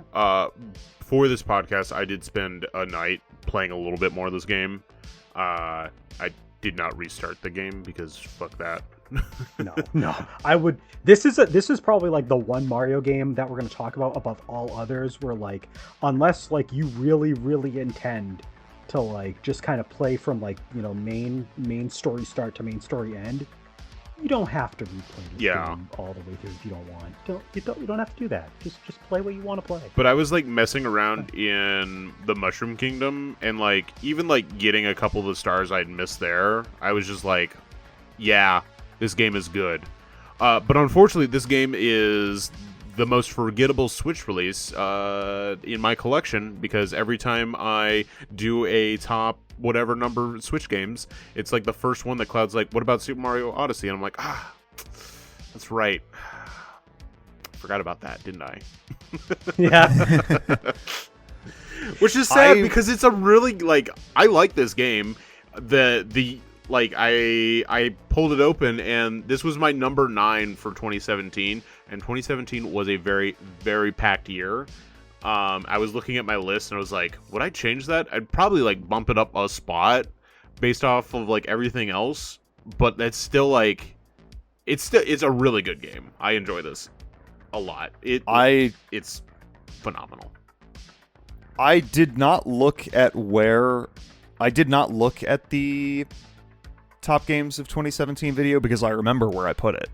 I had it at number 4 in my top 10, which I still stand by, I think. The issue is that Mario Odyssey was just ever so slightly overshadowed by a certain indie 3D platformer that came out the same year, A Hat in Time, which I put at number 3 that year, and I, to this day, would probably say I do enjoy A Hat in Time more overall, just because it's as much as good of a game as Mario Odyssey is, it's less impressive for Nintendo to put out like an insanely good 3D platformer than it is for like a startup indie company to put out a 3D platformer and it be just as good as the Mario game that came out that year, if not better. Like Nintendo puts out a 3D platformer and it's good and it's like, okay, yeah, and the sky's blue. Like, yeah, it's like we expect them to do that. The fact that A Hat in Time turned out as good as it did was like, I don't want to say a miracle, but like it was really fucking good. Impressive.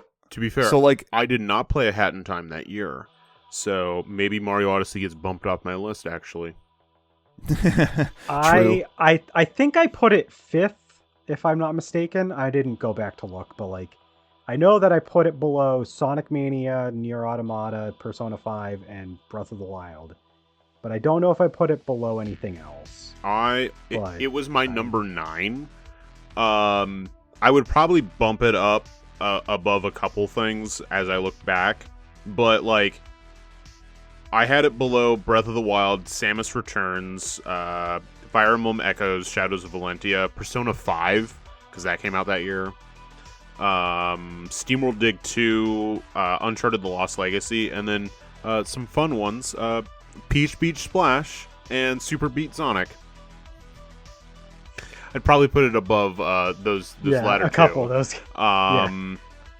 Probably sit at my number 7, because all of those other games, those first 6, maybe it beat out Uncharted Lost Legacy, but I think that's the real problem that Odyssey faced, is it was steep competition in a tough year. Whereas like a lot of the other Mario games come out usually during years where like there's good games, but there's not usually a lot of competition. And it's like Mario ends up just taking it. Not only is it just like other games, other Nintendo games, but other, like Jack said, other 3D platformers coming out and like being as like an actually good 3D platformer.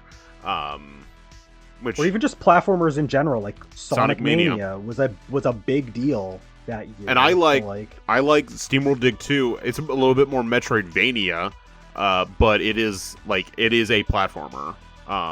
And Bye Bye Box Boy came out that year for the 3DS. Yep. So another fantastic game.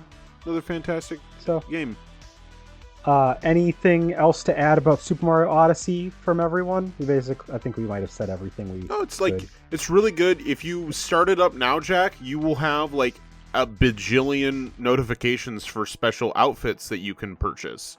I sat through that like Sunday night. It was like 25 notifications for updates to the game because I hadn't played it since like I forgot September. That they were adding more things that you could buy. Like, yeah, it was like September in the game with 2017 was like the last couple Power Stars I get. I think it was September 5th, 2017.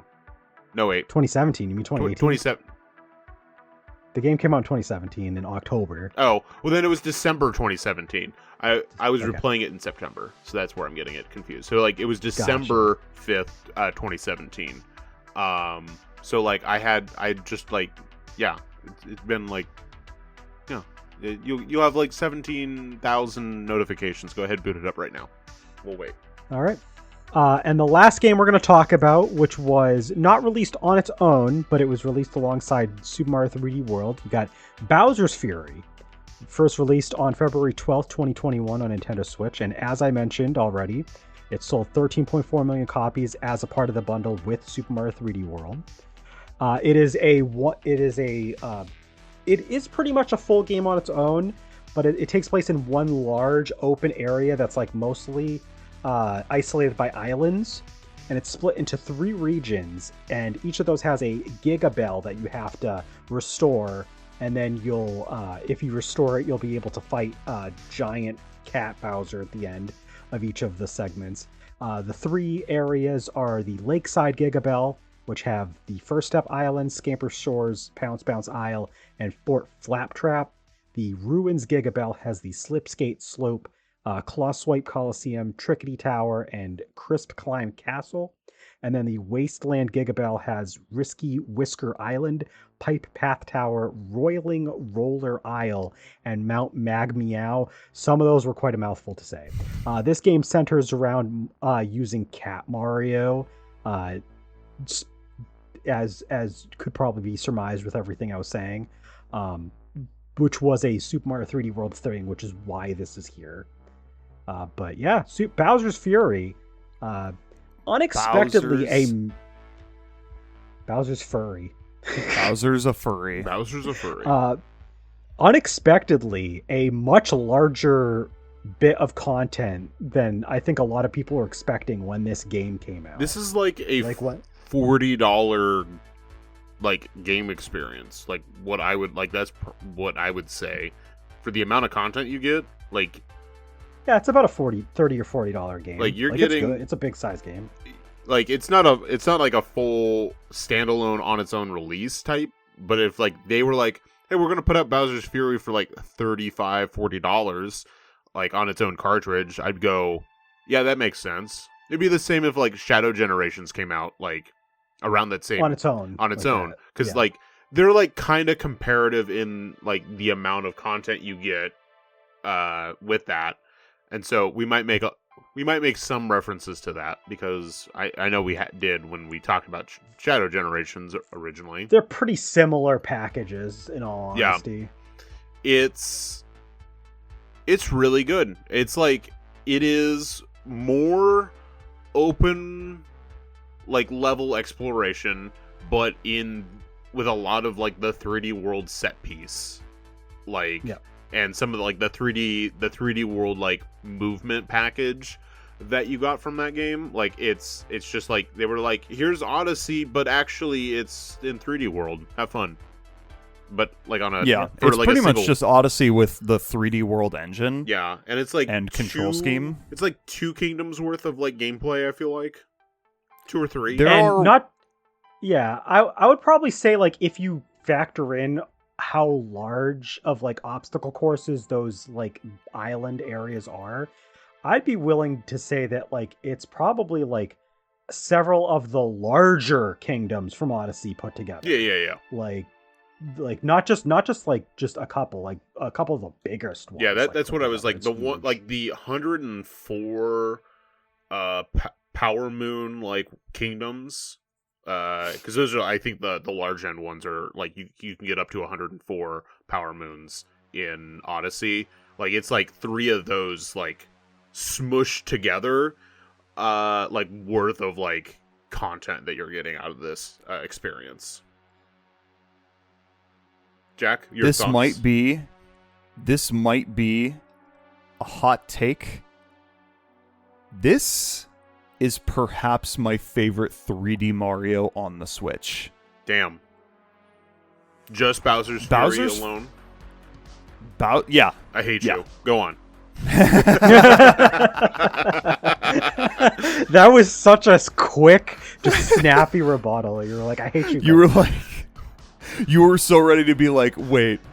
If I said the whole package, you would be like, I agree. Yeah, that's but right. Bowser's Fury alone, fuck you. Fuck you. I mean, I personally fucking love Bowser's Fury. I really like Bowser's Fury as well as its own standalone thing.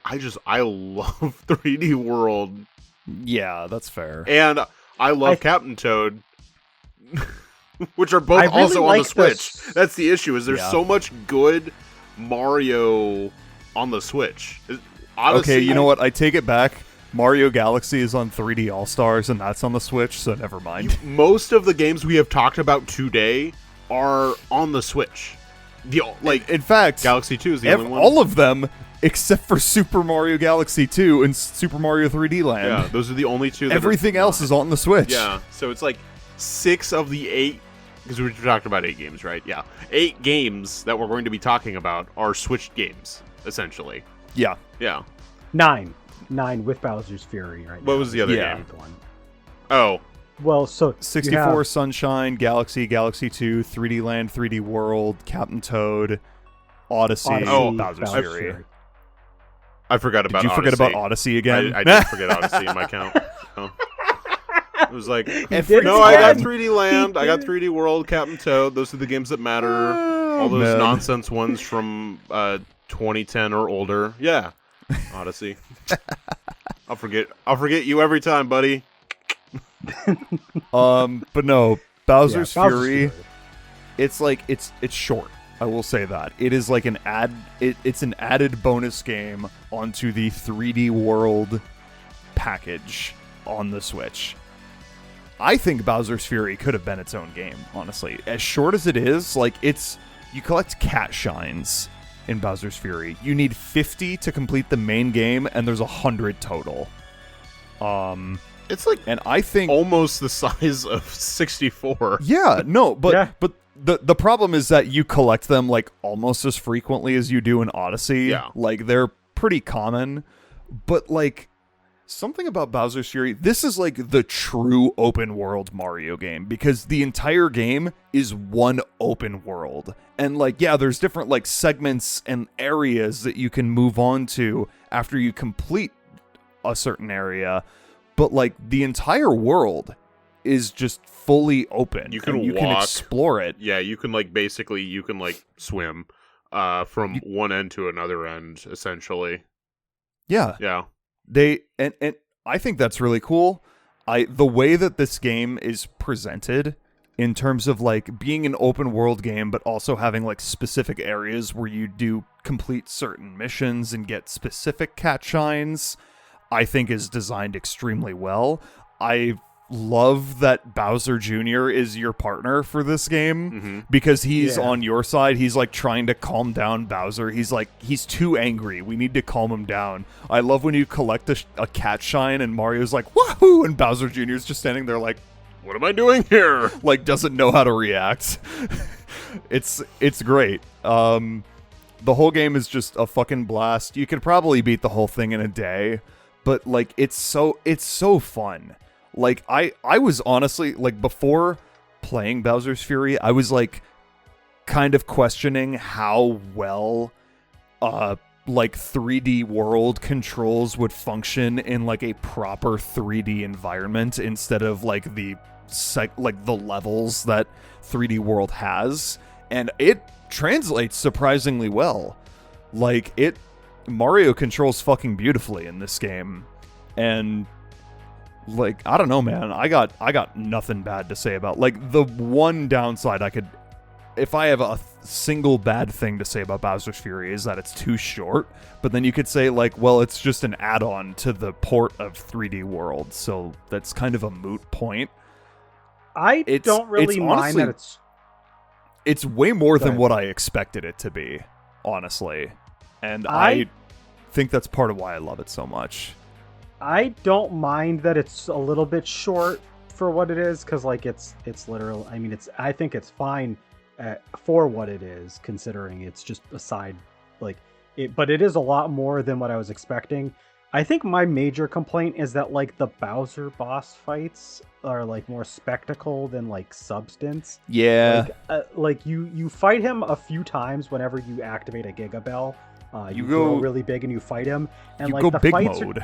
You go big mode and, like, you fight him, but, like, it doesn't feel like there's, like, a meaningful mechanical, like, thing happening. It's just kind of like you're just kind of waddling through and you're just kind of wailing on him and then, like, avoiding some attacks, and, like, it's just kind of like it's just kind of a big fun dumb kaiju battle, basically. But I love those. I love kaiju battles.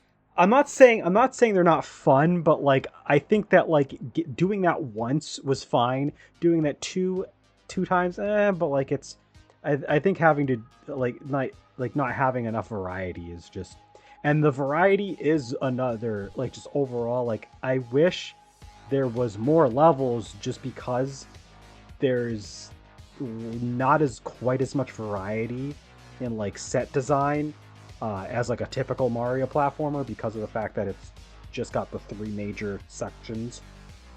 If they had just, like, 1 or 2 more areas, that could probably try to, like, flesh out and differentiate. But, like, I will admit, I look at the different island names and I can't quite remember which one was which. Like, I know the 3 major areas, but the areas within those, you fucking got me, dude. I don't remember. I'm not gonna lie. Like, I think those are my only 2 major complaints, but it controls surprisingly well. There's a lot more content there. It's a lot of fun.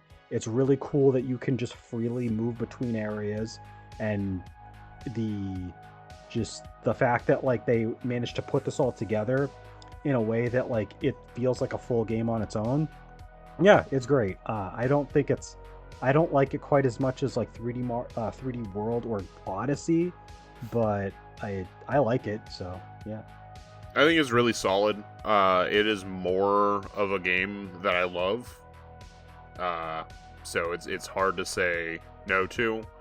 Yeah, and that's sort of it. Like, on its own, I don't rank it as high as, like, the main content from 3D World, but this is a lot of fun, and it is a design choice that I hope they, like, look into again, is, like, when they go back to, like, a 3D Mario platformer. Now, there are ideas. Hopefully they're taking some inspiration from There are ideas that they put into, like, the new Donkey Kong Bonanza, that I feel like they iterated off of, like, Odyssey really well. So I'm excited to see what this team ends up doing next. Once they're done with, now that they're done with Donkey Kong, once they go back to Mario, like, whatever they decide to do, if it's more of this Odyssey Bowser's Fury style, like, gameplay, that would be cool. If it's more like linear level based, like the Galaxy games through 3D World, I'd be fine with that too. But Bowser's Fury content, great. Love it. All right, yeah, that is all 9 of the 3D Mario platformers that we're talking about today. God damn, we've already been at this for almost 2.5 hours. It was going to be a long one. Yep. Yeah, I should have expected this to be a long one. I should. Mario. It's 3D Mario. It's Mario. Yeah, I forgot. it was gonna be this way. I honestly forgot that we took 2 episodes for the 2D platformers. When I saw that, I was like, "Oh God, this is gonna be a long one." This is a long one, but hey, what we were gonna do is split it up into 2 podcasts, talk about 4 games in one and 4 games in another. 5 games. Well, forgot about Odyssey again. yeah. I'm starting to think that game doesn't actually exist. Have you ever seen Mario Odyssey in the same room as Me? 3D World? I don't know. Definitely not. So, yeah, I doubt we have any more time. I mean, I talked about all I wanted to talk about because all I've really been playing is Captain Toad. True. Yeah. That's fair. Because if you have something you want to talk about, go for it. I want to just get it out of the way because I've played way too much to save it for another 2 weeks, and I'm sorry. I don't have a whole lot I'm going to spend on each thing, but I have 4 games to talk about really quick. If I had to wait another 2 weeks, I would not remember them all. So first thing, I mentioned Final Fantasy VII Remake. I got back into it on the last podcast. I binged it the following 2 days after that podcast. It's pretty good. I think I like it a lot more than some people probably do. I think that I still have faults with it, but overall it's going in a direction where I'm excited to play Rebirth. So I'm definitely glad that I finished playing through it. I'm not going to spend my time griping about it or anything. I can talk about that on Discord if you want to find out about that more. I also finished Phantasy Star 2, and I'm glad I never have to play that game again, because as fun as the setting and characters are, I do not like how archaic that game is. That game really needs a Sega Ages release. Yeah. That's all I'm going to say. Then I'm also playing both the new Everybody's Golf Hot Shots that came out. I've already spent about 15 hours on that game. It's fun. It's a little bit choppy on performance on Switch, but I can get over that. Otherwise, the characters, the courses, it's everything I expected from a new Hot Shots golf game, so glad about that. And I've also been playing Clair Obscur Expedition 33, big game that a lot of people have been talking about this year. Another about 15 hours on that. I'm really enjoying it so far, although this game is actually a lot faster paced than I was expecting. Apparently I'm pretty deep into the second act, and there's only 3 major acts of the game. So apparently I'm probably halfway through already.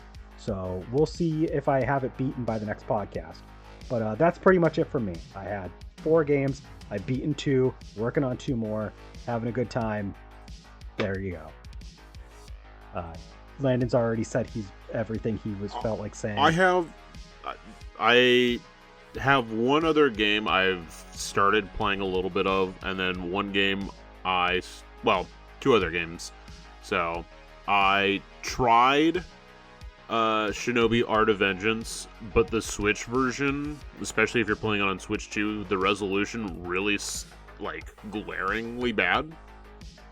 And this is coming from someone you don't usually talk about. I usually don't care, but it's when you compare it to Streets of Rage 4 on Switch, that looks great, looks amazing.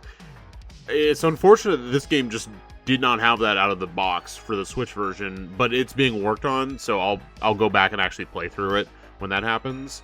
I've been playing a little bit of Gradius Origins. I was telling Cloud about this in one of his streams, but I'm glad that there's a rewind feature. Otherwise, in most of the games, not all the games in the collection have it, aka Salamander 3 does not.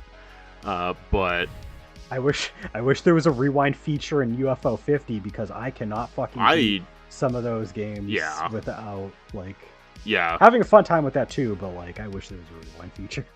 But yeah, the Gradius Origins collection, for the games that are on course, of the ones I've played, I've enjoyed a lot.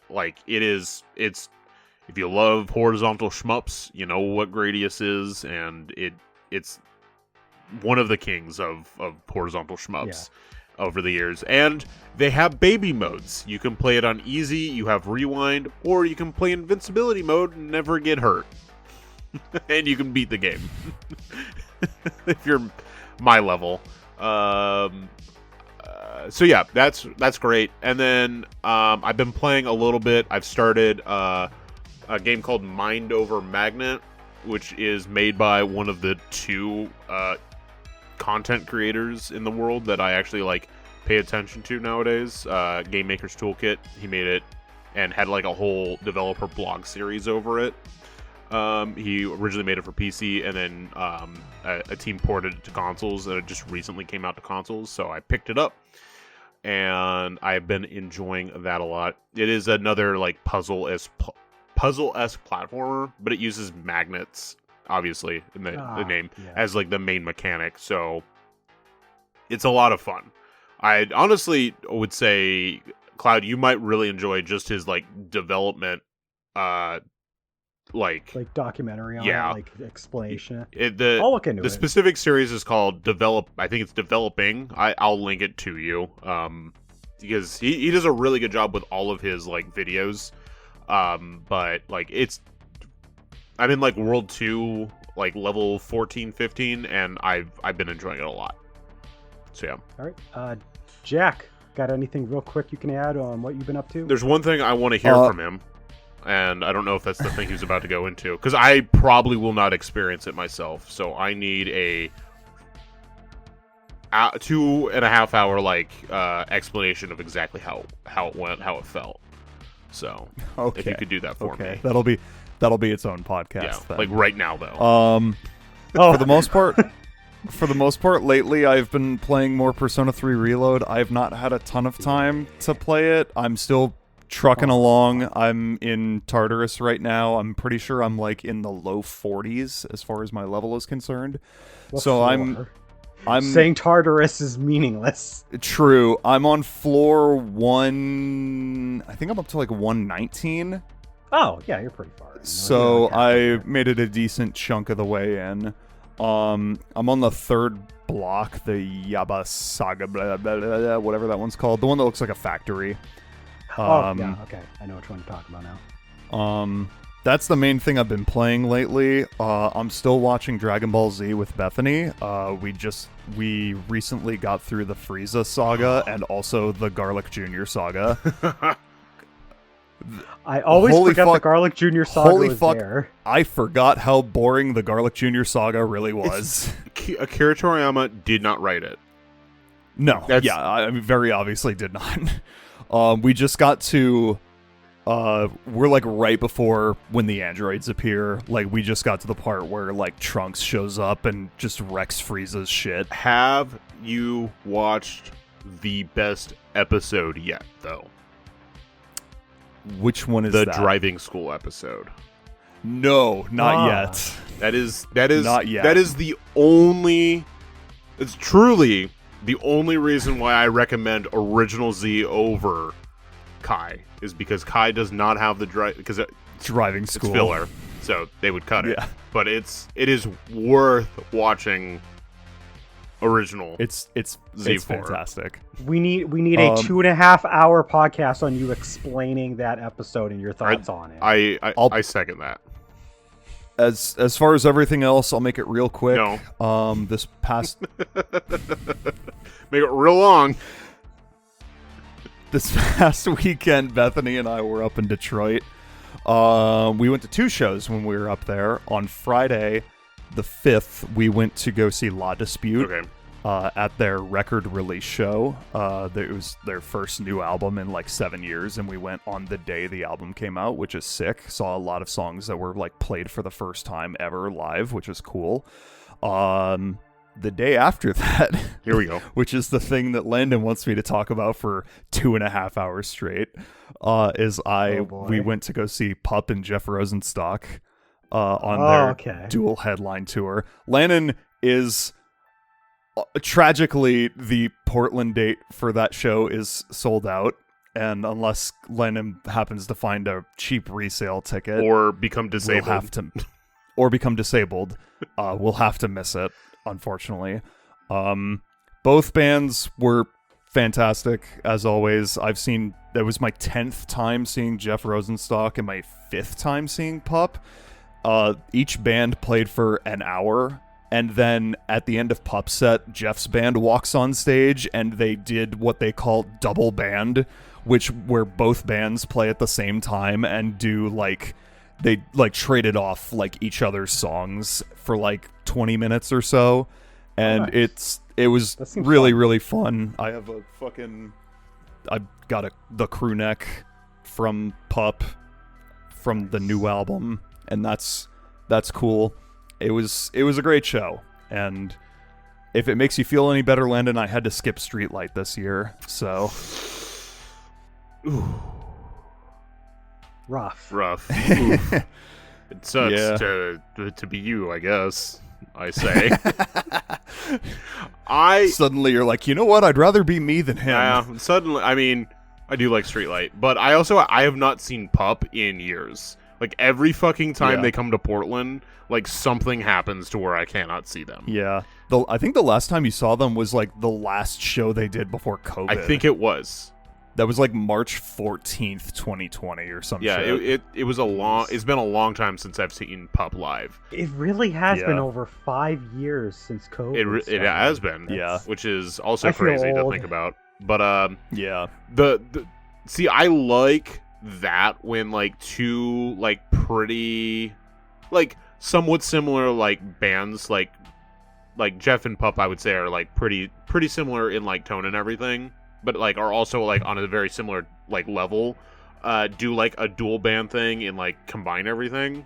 Because I remember seeing Chicago and Earth, Wind, and Fire live, and they pretty much did the same thing, where not only did they do their own songs, they did some of the other band songs, and then they both came out together and did a fucking that's pretty cool combined set. That's pretty much what it was like, honestly. And it's it's one of the coolest experiences I will remember, is seeing something like that. And so that's why I'm I wish I could go see that, because I will never get that experience.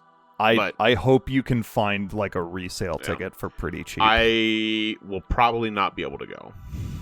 Oh, I'm sorry. But that is because it's also on a Monday, and I started band practice again, and we have a really tough concert set for this first concert we're doing, and that concert for Pup and Jeff is pretty close, is pretty close to when we're going to be doing that concert. Yeah. So I sort of need to be able to go to the rehearsal, unfortunately. Just drive up to the Seattle show. You'll be fine. I mean, I don't have work, but I do have to watch 2 children. They can go to Seattle. When's the Seattle show? They can just. It's either the day before or the day after. They could help the band play. Yeah, let's just have them learn an instrument. I'm just gonna look this up. Don't worry about it. I'm just gonna rent a hotel, and with that all said, this is probably a good time to close up, right? We've shared all of our stuff. It's the day after. It's a Tuesday. I could probably. Hotels will be cheap. Kari would just have to take time off of work. That's how it's gonna have to be. We'll make it work. You know what, Cloud? Yep. We'll make it work. I'll fly you make out. it work. Sure. Jack, you can stay home. You can watch the kids. I have a... No, that's okay, because I have a different show on that exact day. You're going to watch the kids. Okay. Yeah. Sucks to suck, doesn't it? I mean, I saw the show already, so...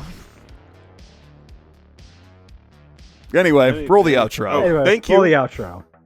Bye. Bye.